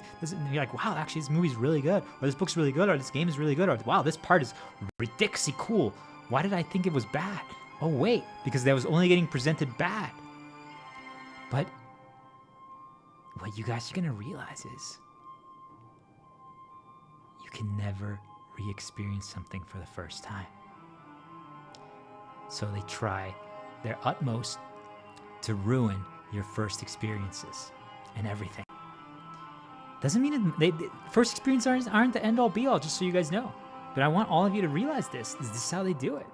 And for most of you, you guys grade everything by your first experience. So then you will never do something again, or try something again, or explore something again, because you base it off of your first time experience, not realizing that they can fabricate the first time experience either by only attacking you that day, or because you did something that they don't want you to do, so now they're going to attack you, and then they ruined your first time experience, or they just presented sufficient negatives to change your lens. So you viewed it as bad. But then I'm telling you guys, literally, the same thing. I made an example the other day when I shared some knowledge on LinkedIn, because it doesn't matter what kind of knowledge. I'm saying when I stream and do videos, the attacks are horrific. When I post comments and just message people, the attacks are horrible. But there's like a grade scale of severity. Like I'm like, wow, that means that this is the real answer, because this causes the worst things. If also there's people in my personal life that I do this to this level of knowledge that I give, the attacks are also very, very severe. So I'm like, wow. So there's like levels of escalation. Like, you see guys, this has happened so much in my life now that I can actually basically write a book or like a guide of exactly what kind of attacks are going to happen now in response to the level of healing and knowledge that I'm sharing. And I'm saying if you're just giving generic knowledge, almost nothing happens. But if you actually are giving real answers that can break people free and cause immense impact, that can deviate entire storylines and change entire realities, the torture and the consequences and the suffering that they will cause you is immense beyond doubt.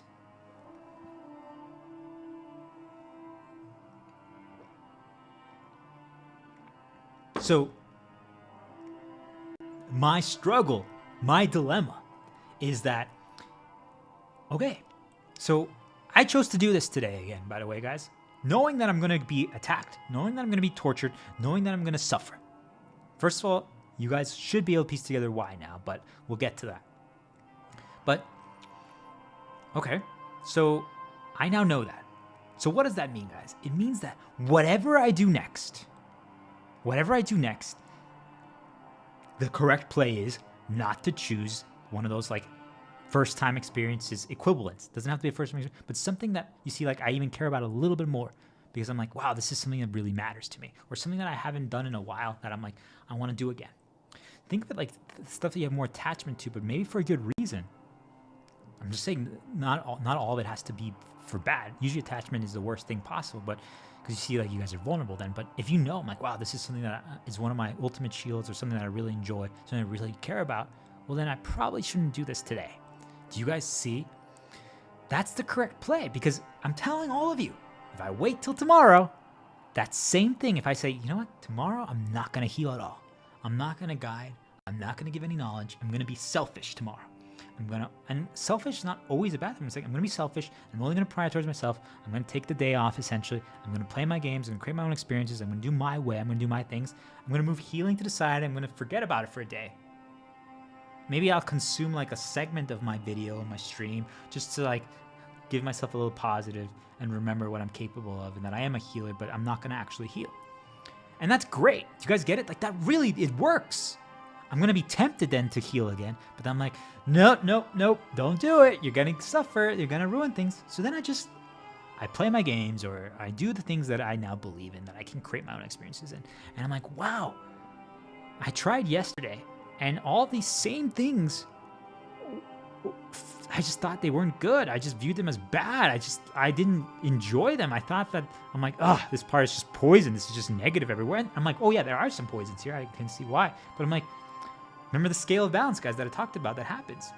I'm like, it's one poison for every 9 positives. I'm like, but when I had been presented so much bad, so much torture, so many attacks, mental, reminders, and overt, that the same scale of balance changed. That one negative was viewed as 9 negatives. So I viewed 9 negatives, 1 positive. I'm like, wait, this area is so positive for me. I literally thought it was 9 negatives, 1 positive. And I'm saying that, guys, it was mostly positive.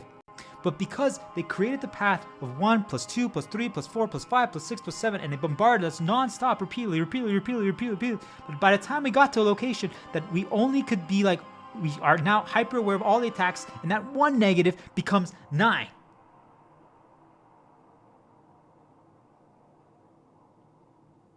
Get to the next day. I went back there to whatever it is. And I'm like, wait a minute, this area is freaking awesome. Has great music, has great design. You could tell, like, I'm just using a video game, but for anything, guys, this relates to everything in my life. I'm sure you guys can relate. Every single area. And I was like, wait, this is great music. This is great design. Why did I want to rush past this?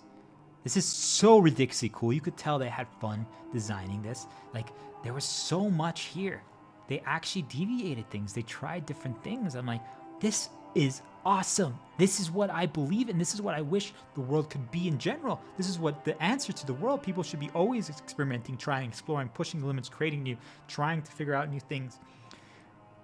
And yet, yesterday, because I decided to give healing knowledge and help people and guide people and teach things, I got bombarded with so much bad that then when I got to that location, I literally only could see it as bad.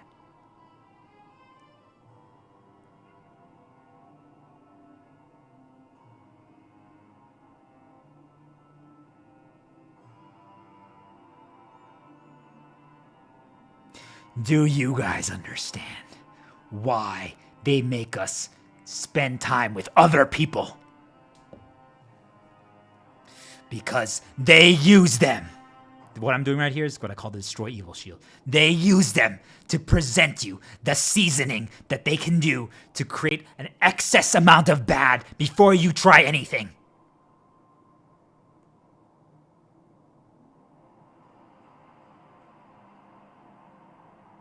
Because if I need to rely on directly inserting things into your head, or that you consume overt info because you're making mistakes and searching for things and consuming things nonstop, and every time you do, I'm like, oh, well, remember, hey, you see that seaweed over there? Well, it reminds me of the one time you did that story when you did a stream. Hey, you see that coral over there? It reminds me of this. Hey, do you see that bread over there? Oh, it reminds me of when the adventurers underwater got poisoned. But what if you didn't see the seaweed? What if you didn't see the coral? What if you didn't see the bread? And you only listen to your own positives and your own musics, or maybe your own stream and your own things, your own voice, and you now believe.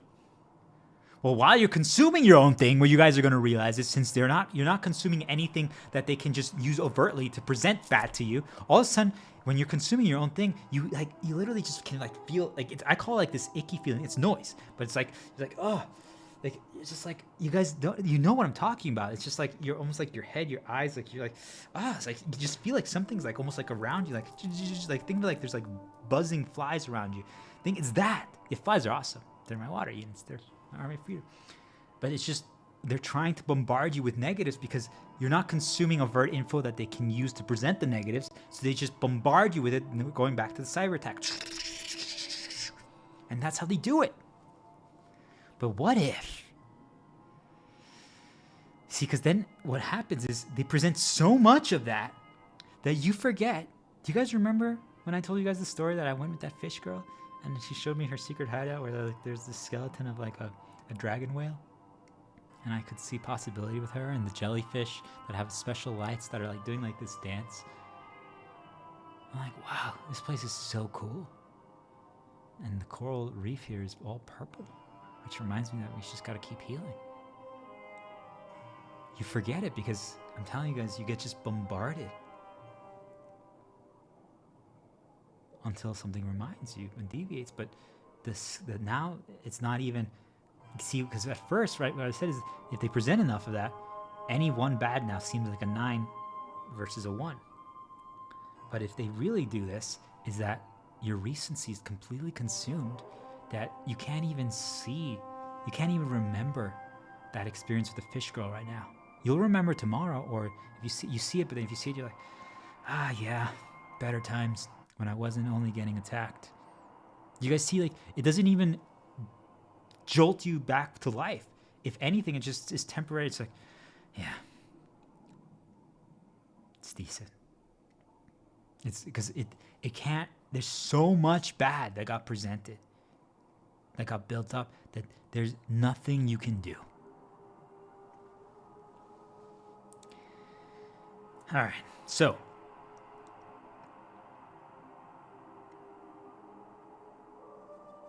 we now know. Do you guys see that if I just wait one day,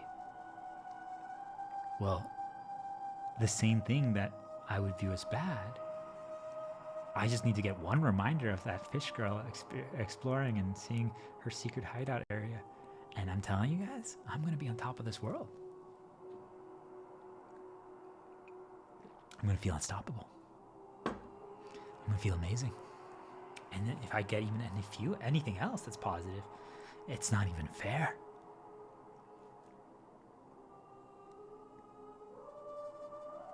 You guys see the struggle, because what happens then is we have this inner conflict now, because like I said, we've defeated the external, we've defeated the result, we're doing it for ourselves.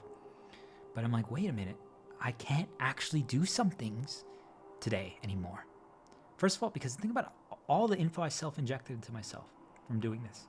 You get consumed. By the way, it's just for all of you guys to know, this is what you guys should all be considering. Is like, when you guys do something that you spend a lot of hours on every day, think about what that is. It means that you shouldn't be able to do specific things on those days. But what if they force you to do those things every day? Could they prevent you from then doing things permanently by that? Because you shouldn't do those things, because anything you enjoy you shouldn't do, because if you do them on that day, they'll be tainted. Do you guys get how this is done? What could that be, guys? What do you guys spend a lot of hours on every day? What is it that could be? So you guys see that all of a sudden now I don't feel like doing something anymore. Not because I know it's a positive. I know that I will have fun, but I know that I'm also going to have to spend 90% of my time protecting myself from attacks and poisons and enemies that are present. And they are, just so you guys are aware. They really are. Because that's the response to doing something that is who you are. That's one of your ultimate shields, right? That you believe in. They actually are going to attack you as a consequence to punish you for doing this. It's real. So think about it for you guys, like if you actually started like fighting back against the slavery that's happening like at work and standing up for people who are getting abused. They don't want that. So you're going to suffer the consequences, because those actions could actually change someone's reality. If you just say, hey guys, make sure we help the poor, that does nothing. Do you understand, guys? But if you actually do an action and spread knowledge or heal in such a way that can cause a storyline or reality deviation, a timeline modification, do you guys understand the severe ramifications of that? Because it can deviate every single story. If all of a sudden that person doesn't go back to work anymore because now they believe in themselves and they change their worth and they change the direction and what they do, if they were a key piece in that storyline of that work company and they leave, it can cause a massive domino effect, a chain of reaction that can deviate everything. And you can start making people question. Do you guys get why if you actually give the answers, if you actually deviate, if you actually heal, if you actually share knowledge, and not just say that you do it by generic things, you will be attacked and you will be slaughtered and you will suffer the consequences, because they can't have that, because they need their chess pieces exactly where they want them. They intentionally make sure certain people aren't healed in specific locations because they use them as slaves. They're there for a reason. And maybe when they're a slave, you guys understand what they are suffering so much that their reaction then is to just boost people up around them. They're like, hey, you're really good. Hey, you're really good. And they use that person to say that because they need all the other exploiters in that area to just, they need praise. So they use the person who's the slave to give praise because it temporarily makes them feel better. Do you guys get how it's done? I'm not going to get lost, but I wanted you guys to think about that. So I'm saying that you're going to actually suffer the consequences now, okay? That's what I'm trying to get you guys to understand. You did something, you helped someone, you broke someone free, now you guys are going to suffer the consequences. You know this. This has happened already. So this means that now you can't do what you would love to do. And I'm not saying that there aren't other things that you can do. There's so many things that we can do, because once we've identified, check out my other streams and videos. Star Diplomat on YouTube, or Shepherd Star Fabian Shigoya on LinkedIn. And you can find my streams, right, in my videos. And I talk about this. Once we remember what makes us have a full life to thrive, even if we don't have those things, we create our own approximations, our own associations, our own versions of it that lets us temporarily feel that way, right? What I'm trying to get you all to realize is that now we know what are the things that really are the key experiences. Doesn't mean that everything's important. You guys, everything has now a place. Everything has a role. Everything has importance. But I'm saying, like, for myself, like, just to get, some of you guys won't understand this, but this one's for myself. Like in Final Fantasy Online, 14 Online, or like if I played World of Warcraft again, or if I played like a game like Scarlet Nexus, like the encounters, the story plus battle encounter, like with Karen Travers, like that was like the final encounter. Or so there's new music, there's a strategy to figure out, there's a story, there's post-story and pre-story. In Final Fantasy and World of Warcraft, like raiding and healing, like there was dungeons, so there's strategy, there was guiding aspect, there was trying to solve something, there was responding to something, there was difficulty, there was complexity. You guys get it? Like those experiences are some things that just, I know I enjoy a lot of the experiences in these games or in these things, but those are still more, because they have even more of the things that I use to thrive. So I'm like, should I really be doing one of those things right now? I can. Just so you guys know, I can, because it will make me feel better. Because you see, it has something that's so much positive. Just so for you guys think, like, if I, like, all of a sudden, like, I called up the hot girl that I want to date. I sent her a message, and she's actually like, hey, let's do like a Skype video call or something, or let's talk on Discord and you can talk to me. I'm like, yes. But you guys see, like, now I'm doing it because I want to feel better, because I'm experiencing bad, I'm being tortured, I'm suffering, I'm experiencing the consequences of doing something that makes me thrive, that I wanted to help others, but also just for myself. But now, since it's one of my ultimate things, they prevent it. So if they create enough bad, you guys see that all of a sudden, even if now, we have already defeated the need for an external, right? We don't care about money, we don't care about fame, we don't care. So we're only going to do our positives, the things that matter to us, the things that we have now identified that are important for us, that are who we are. Not what anyone else tells, not what the world considers, just us. So like I said, guys, for myself, like literally, I could just write a story about ABCDF, a character that I created with a battle dove and a talking coffee mug. I could. Doesn't mean I should. I know why I use it and when I do, to learn new things and to do a mental reset, but then detox. But you guys get it? Like, I could do something like that. But what if I only now did it? Because, well, it makes me feel better. So I now know that I'm experiencing a bombardment of bad. I am. So I'm like, well, let's call up the girl. That's one of my ultimates. It would make me so happy. And while I'm doing it, I'm temporarily protected. But you guys see, like, even then, I'm not having the same experience with her as I would have if I talked to her tomorrow. I would treat her a little differently. I would actually be different. It's not the same. It's real. She might even be spending more time trying to cheer me up, to encourage me, to help me. And are any of those things bad? No, but you guys see, like, it's not necessary. So if I now do that every single day because, well, I'm struggling, I'm suffering, because I did something that I believe in that makes me thrive, I didn't do it for an outcome, and now I need to then, like, talk to the girl to feel better. Do you guys get what ends up happening? It now becomes the thing that we use to solve the bad. And most of us rely on the external, which is money, praise, fame. I'm saying if you defeat that, there's still things that are what I call our shields, our positives, the things who make us who we are. And when you get to that point, you can't always use the same things to defeat the bad. You can't, because what does that do? Oh, you healed today. You gave knowledge today. All right, guys, here we go.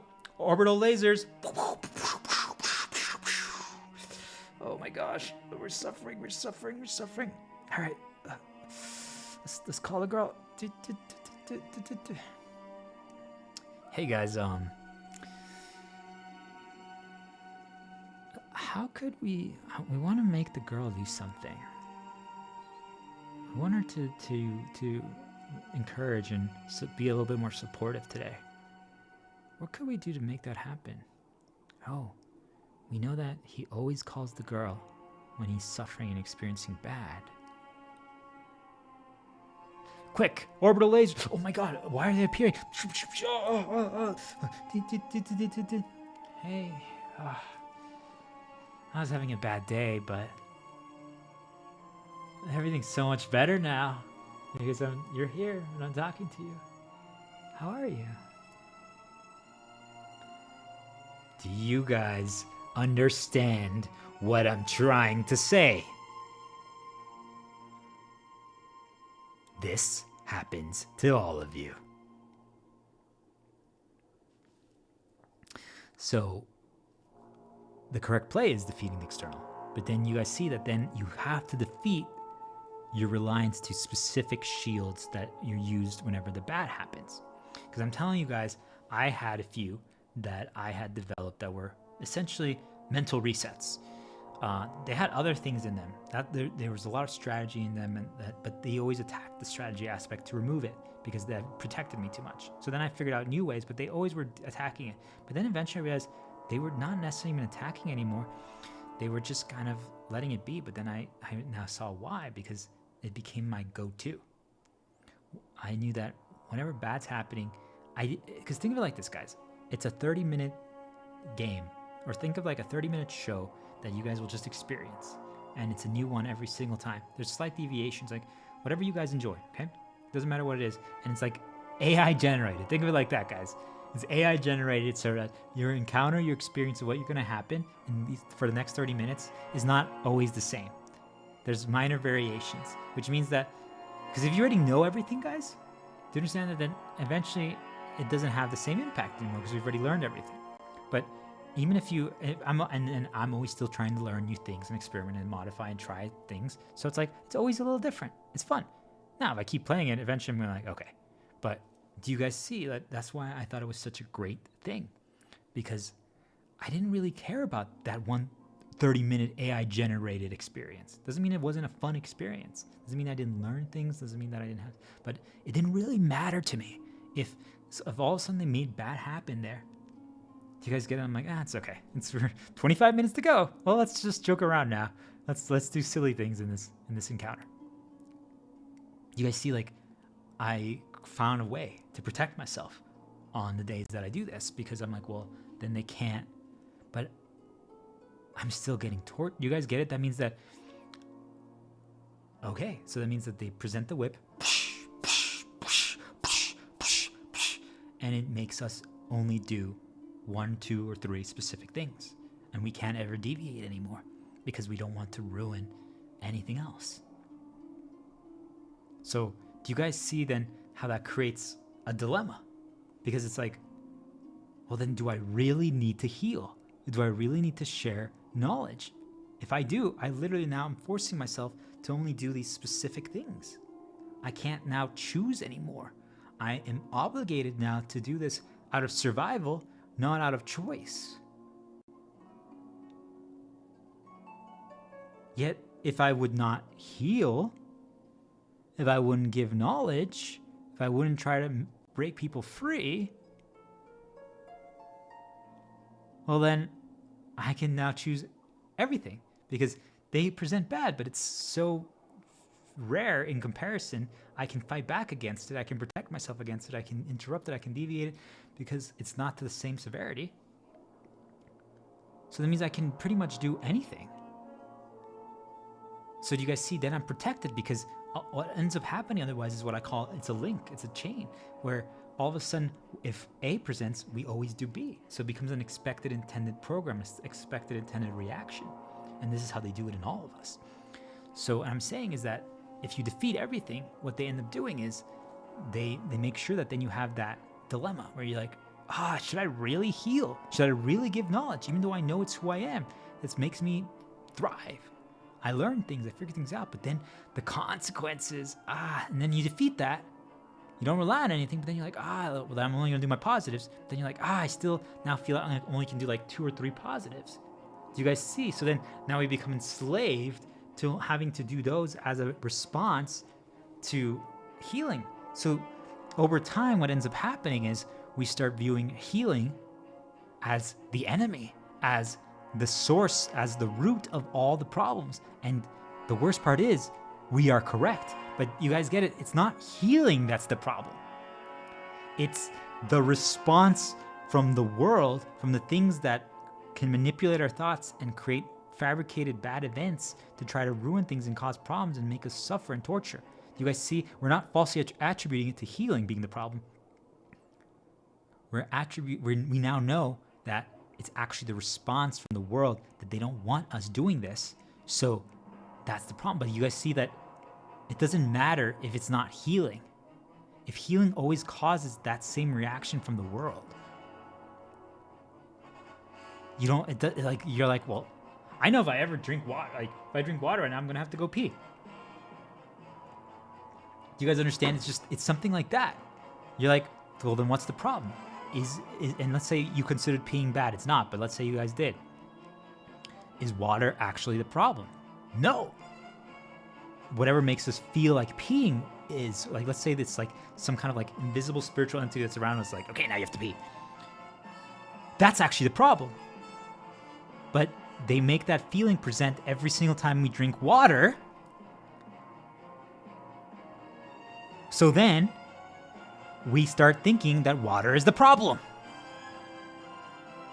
And yet, then I'm like, well, since it always makes me feel like I have to pee, then my only solutions, the things that I can do then is, well, I need sugar. I need to eat cakes. I need to eat gummy bears. I need to eat brownies. I need to eat ice cream, things of that nature. I'm like, because it makes me feel like I have to pee less. Or let's say I feel uncomfortable when I have to pee, so then those are the things that make me feel less comfortable or more comfortable. So do you guys see that then they create a link, a chain reaction to create intended things like, well, we don't want him to drink water. How can we cause problems there? All right, and you defeat those. Then they're like, well, if he drinks water, then maybe we can attach it to he'll get a girl. Well, let's say you defeat that, or more money. You defeat that. Like, well, what then can we do then? Well, then we can just torture him every time he drinks water.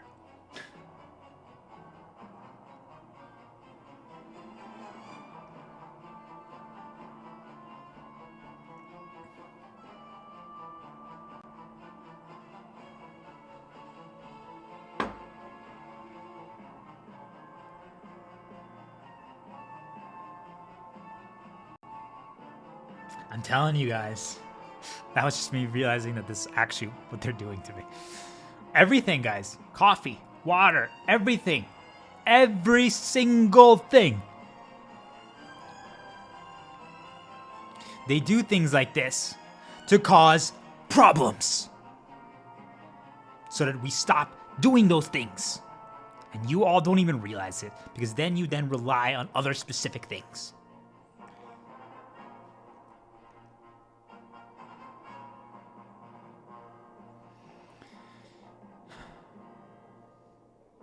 So,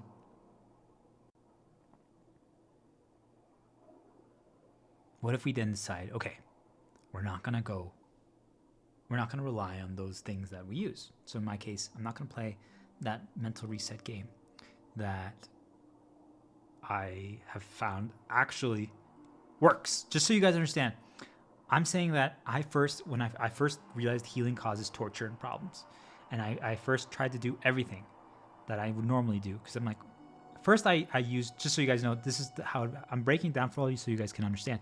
First I used like the things that ultimately heal me. Like I used the girl, right? Like I masturbated to a girl, or I talked to the girl, or things of that nature. Like that healed me because it protects me, right? So I did that first. Not enough, because like I said, then it became the cure, which means that I needed to do it every single. Okay, I healed today. Now I'm gonna be tortured. Yep. All right. Now we call the girl. Or now we masturbate to a girl. Or now we try to find. You see, you guys get it? So that's that. Next, then you defeat that. So then you're like, okay, what's next? What can I do? Because I don't want to use her only as a cure. I don't want her, because what you guys realize, what ends up happening then is it becomes attached to that.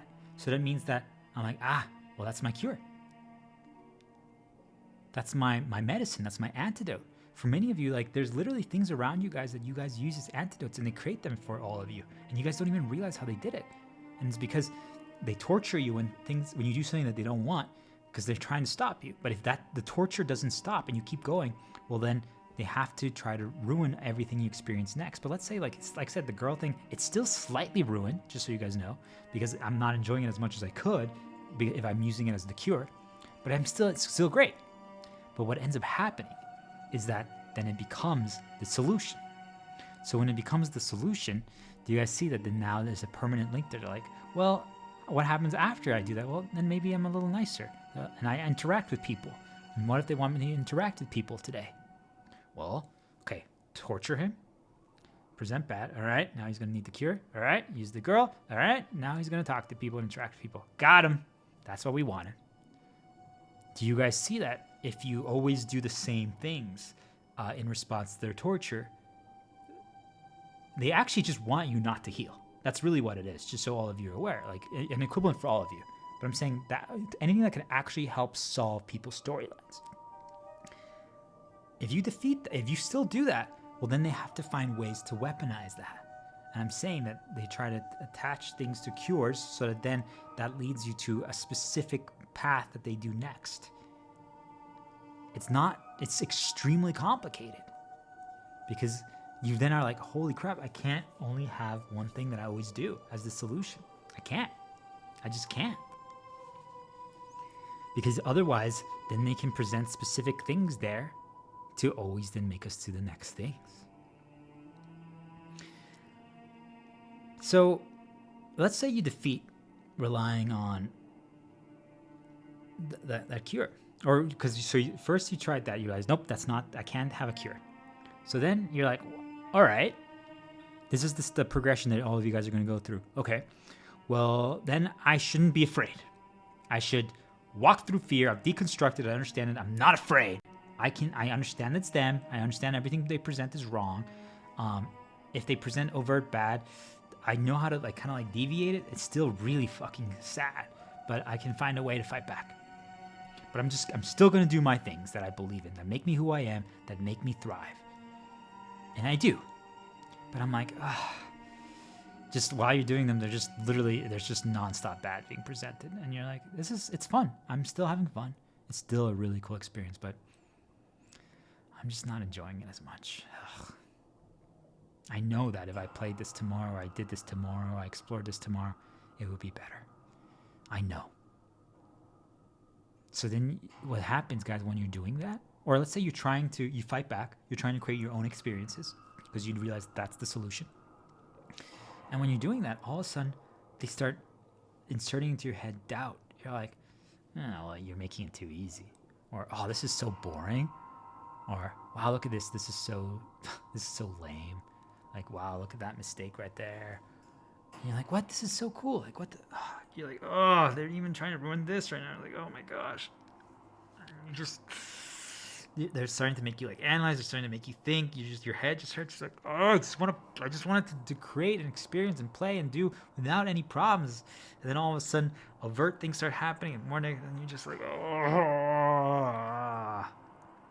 And you guys see like something that you just wanted to enjoy and experience, even if you are enjoying it and you're still having fun and you found ways to fight back, is that then they're starting to like make you analyze. They're starting to make you overthink. They're starting to make you're like, oh, okay, it doesn't matter. So then when that happens, then you're like, fine, let's just play. It doesn't even matter anymore. But then you might actually just make it like easier. And then all of a sudden you're like, wait, that's not who I am. I'm like, why am I like trying to get through this quickly? And sometimes you have to, right, to fight back. Sometimes you have to. But then you're like, they still won. They got me to skip this part. So then when that happens, you're like laying in bed and listening to music. And you look around and you're like, wait a minute. They won. They got me to deviate. I had to skip a part in a video game or something I was going to create, or like when I was creating a story with like my action figures or my toys, my crocodile. And I'm like, I'm not going to, I rushed past the part because it was just, there's so much. I got overwhelmed and I didn't want to, that means they got me to deviate.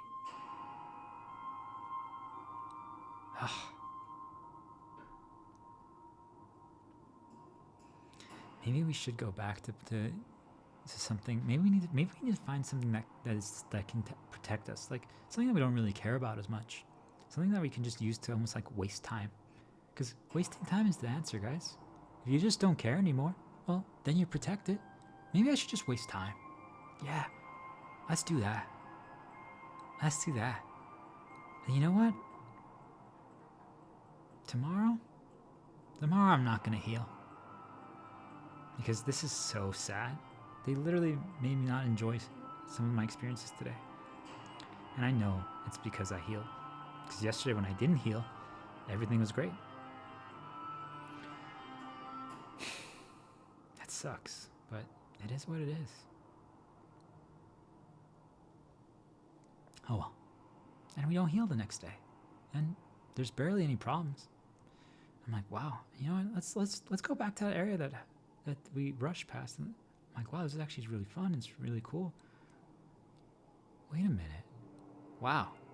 That means they really did ruin this yesterday. It's all because we healed. It's all because we healed. Healing is the problem, isn't it? That's what they want. But let's say you're like, you know what? No. It's not healing, it's them. But still, why do they have to do this? You see, now we're asking why, which is the wrong question. Why do they have to do this? Why do they have to torture us for when we heal? Anyway, so now we're like, okay, wait.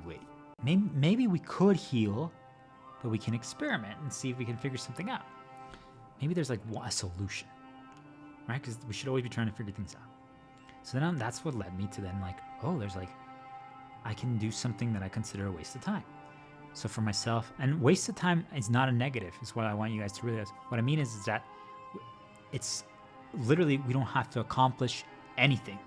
Can you just sit here, listen to music, and not do anything, even if they're bombarding you with negatives and like someone's screaming at you and threatening you? Can you just be like, it's all right, just here wasting time?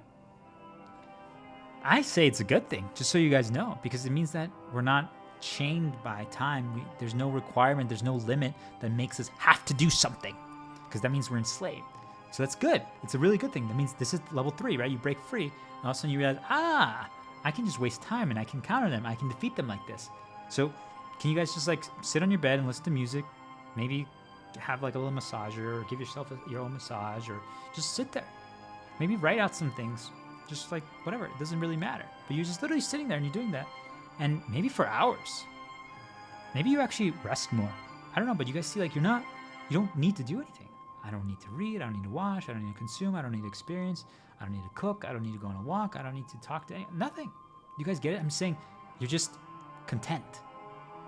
Despite getting attacked. Because if you're not doing anything, what I want all of you to realize is, if I'm not doing an experience, yeah, sure, you could say they're attacking mute, listening to music and just relaxing and resting. But it doesn't matter at all. It doesn't matter at all.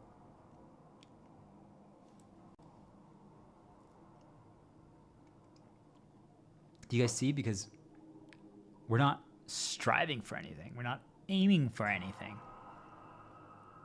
It protects us.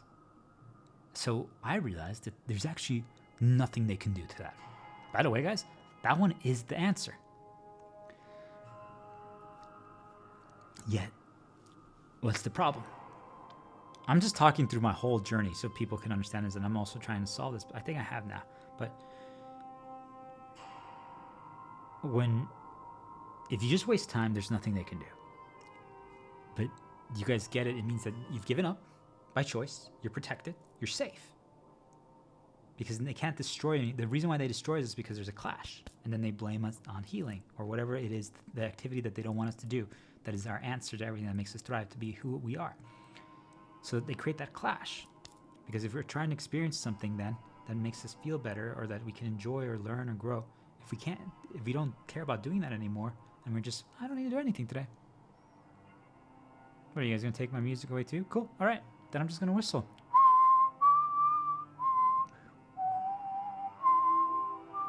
I'll do that for 2 hours. What are you guys going to do? They can't do anything. You guys get it. They can't do anything. But what's going to end up happening is that you gave up. You're not using anything to boost you up. So now they continue attacking. It continues escalating. It continues. It continues. And while it's happening, just so you guys are aware, you're safe. Because now you understand, you recognize it's them intentionally trying to poison you, intentionally trying to cause problems. So you're safe. Because it doesn't have the same effect once you realize something is intentionally trying to do so. It makes sense to you. So it doesn't scare you anymore. You know it's wrong. You know all this stuff.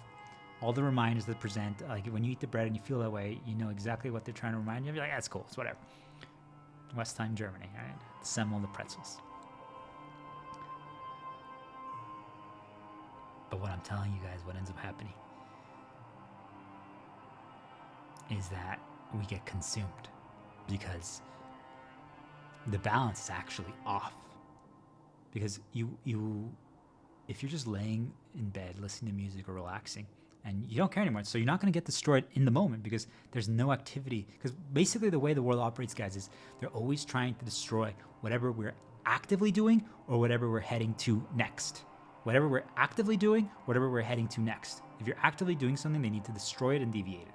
If you're wherever you're heading to next, they need to season you preemptively to present things so that, remember what I said, if I only show bad to you, by the time you get to a location, you're going to think that location is bad, no matter if it's good.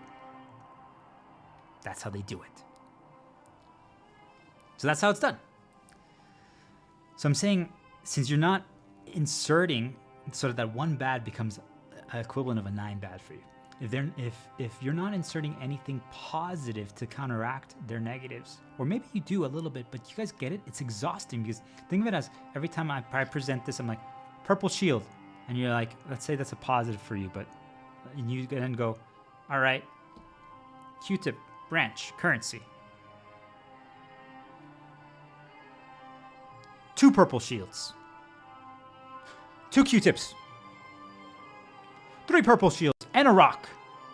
Do you guys see that every time they present something into your head that's negative, or an avert sense presents around you they're trying to make negative or is negative, if you can't block it, if you can't prevent it, if you can't avoid it, you have to counter. You have to counter. You have to counter. You have to counter. You have to counter. Do you see what happened? Every single time I'm countering, I'm getting more consumed. I'm getting more consumed. I'm getting more consumed.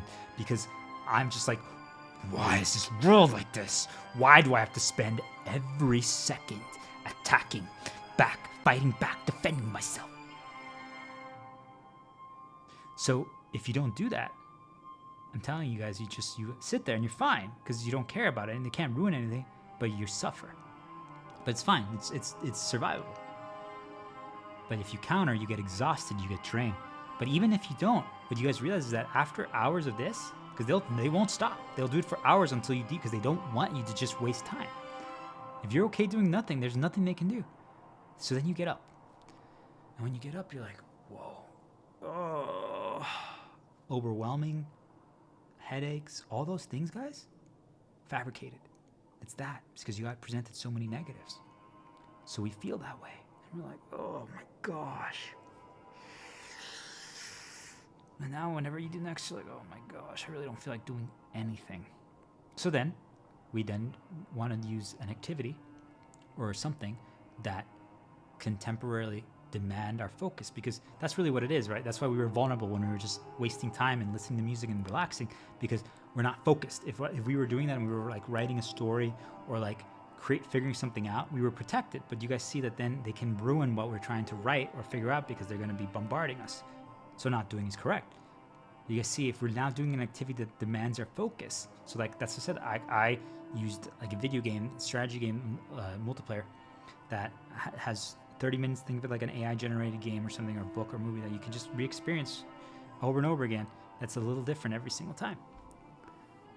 I'm like, those are safe, they protect us. But then I'm like, oh no, it became an equivalent of the cure. It's not the cure, but it's essentially an extension of time wasting. I'm just using it as a hideout to protect myself until the next day. And it's fun. It doesn't mean it's not fun. It doesn't mean I'm not learning. What I'm trying to get you guys to realize is that I talk about like if all these things are failures, all these things work, all these strategies work. I'm saying this strategy works because, especially if it's even something like that, but if you always are still trying to learn something or push yourself or create your own experience and figure something out, it works. But I'm saying it's not enough. Because then now you're being shepherded and shoehorned into doing that. So what's the answer? I'm telling you guys, what I tried to figure out today is the answer really to just not do anymore? Because, well, it solves you guys get it? It solves all the problems. And this is what happens to all of us. It's why we stop doing. Because it solves all the problems if we just don't do. But you guys see, then they make other things have, like, I'm telling you, that game that I play that has strategy and temporarily a mind focus takeover, it even has healing in it that I can do. And when I do that, I'm like, well, then I don't really need to heal by sharing knowledge. If I can heal there and guide there, and I can. But do you guys get it? That means that then slowly this activity can be submerged. And before we know it, it becomes one of the ancient sunken treasures that the adventurers were exploring because they wanted praise and need. It becomes one of the hidden wonders of the world.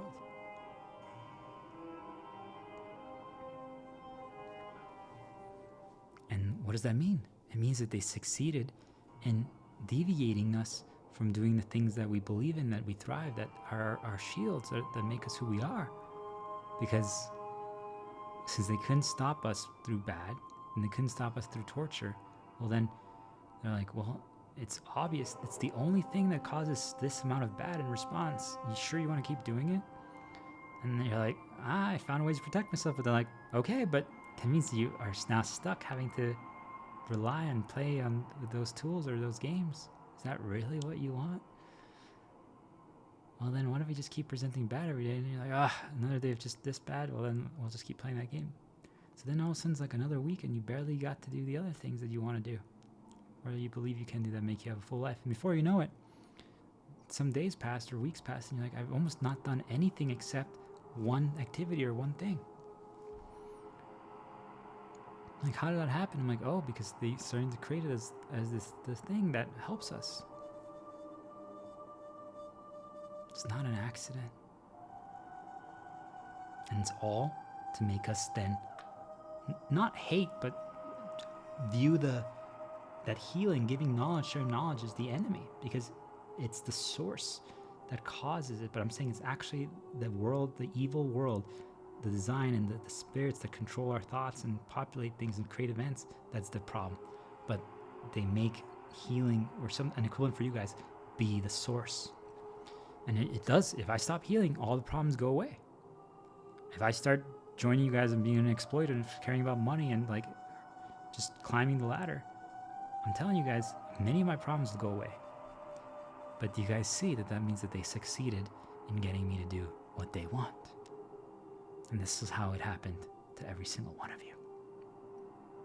So what's the answer?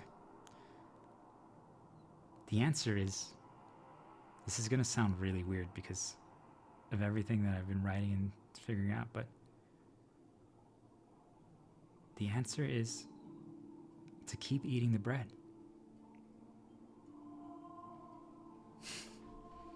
You guys lose. The answer is to keep eating the bread. The answer is to keep healing. The answer is to keep doing. And unfortunately, we know we're going to get tortured. We know we're going to suffer. But we just have to keep trying things. Doesn't mean that we can't use once in a while the girl to help us. Doesn't mean that we can't use once in a while that strategy video game that is an extension of time wasting for us that we can use to just pass time to help. And we should avoid our one-time experiences that we know that we do care about, because that will create a clash that is going to be dangerous, because then we can actually get consumed. We can spread out the healing a little bit more. We don't have to do it every single day, maybe every other day, but we can. But we just have to do different things every single day after this. We know that they're going to be affected. We know that.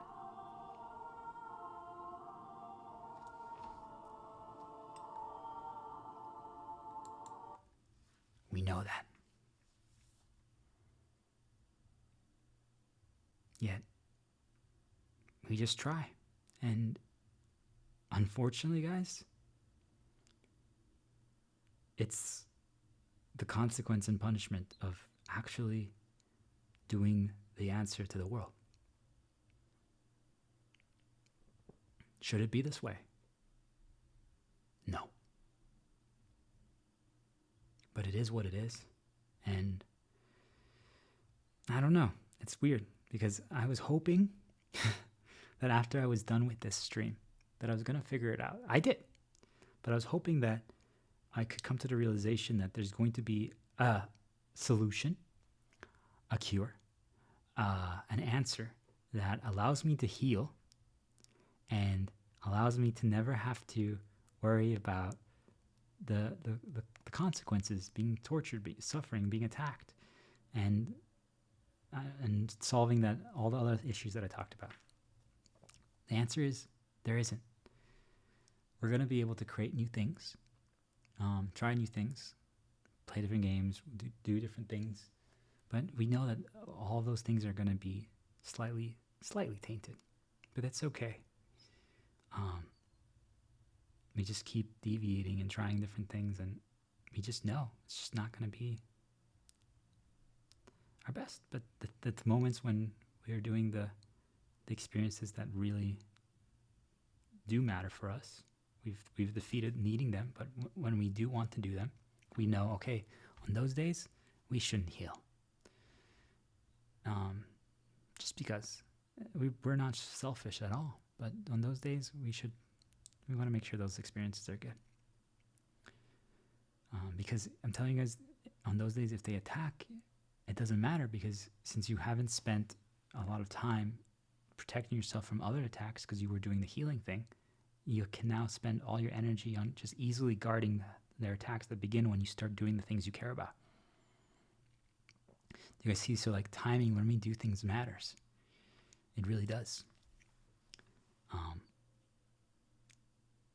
But another thing that I realized from all this, guys, is that I'm telling you, the moment you're trying to do something and explore something or experience something you guys brought back, what I realize is it doesn't mean that I'm going to go and do it now.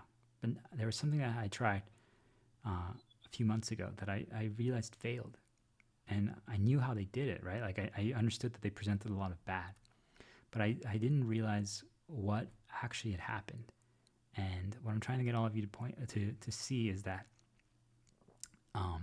they actually used people around me that I thought were my ally to present an excessive amount of bad. And I had not pride. I had realized that, well, I need to defeat the fear and walk through it, and that's the answer. But it didn't matter, because since they used the people around me to present literally like 1,000 bad things, it just, by the time they actually then presented more and more bad on my path to something, it didn't make me feel like doing it anymore. So what I'm trying to get you all to realize is your reliance on other people, guys, is the problem. Other people are the enemy. It's just that simple, until they're all healed and they break free. Why do you think giving healing knowledge is the response is so severe? Because until people are healed, they use them against us. All of you blame them, all of them. You think that some of these people are evil. I'm saying it's just they're not healed. So when they're not healed, remember what I told you guys, that when we do something that they try to make us stop. So if these people around us, if they're becoming our allies, right? So think of you like your family, guys, your parents, your siblings, or your girl. And if they're not healed, what ends up happening is they start torturing them. They start attacking them, because our equivalent, remember, like I said, for myself, giving healing knowledge and sharing healing knowledge, guys, is what they don't want me to do. So for all the other people around me, or in your guys' case, for them, it's not, they can't even get to the point of sharing healing knowledge, but for them, it's just being supportive or being understanding or just not causing bad. You understand that if they just don't cause bad or just support, they would have an immense positive contribution. The world doesn't want them to do that, because that means that they would actually be helping. So what they do is that at any point, they're not causing bad. At any point, they're actually just being supportive or understanding. They immediately get attacked. They immediately get tortured.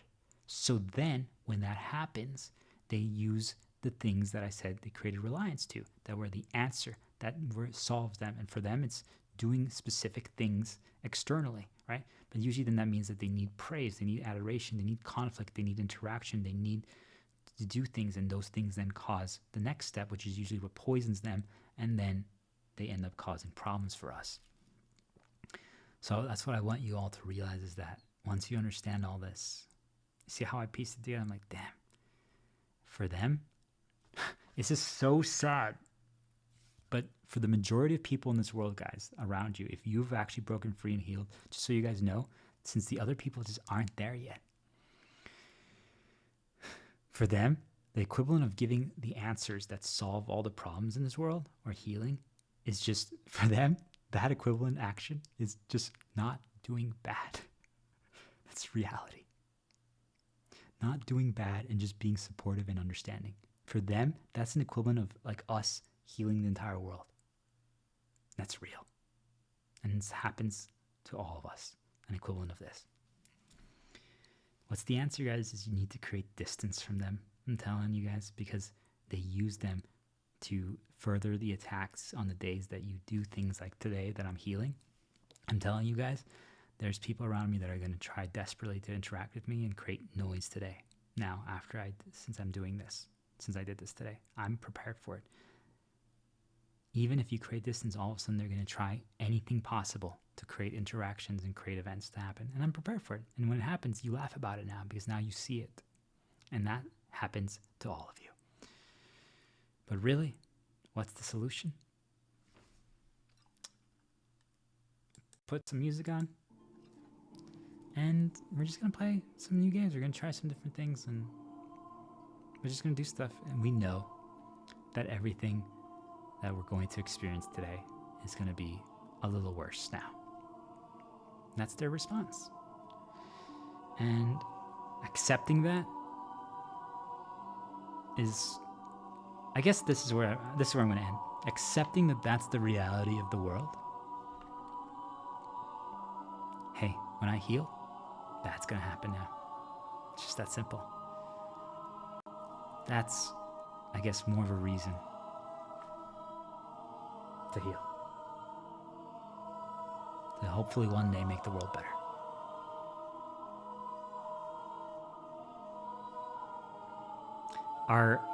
I'm not going to call it a need, but our desire to heal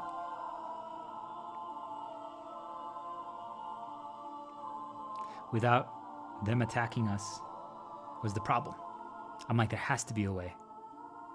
There should be, but they don't want to allow that because, well then, if there's no negative for being good and healing and helping, then we all would do so. Because what is the takeaway, guys? We don't do what causes us harm, even if the results are positive. See you guys another time.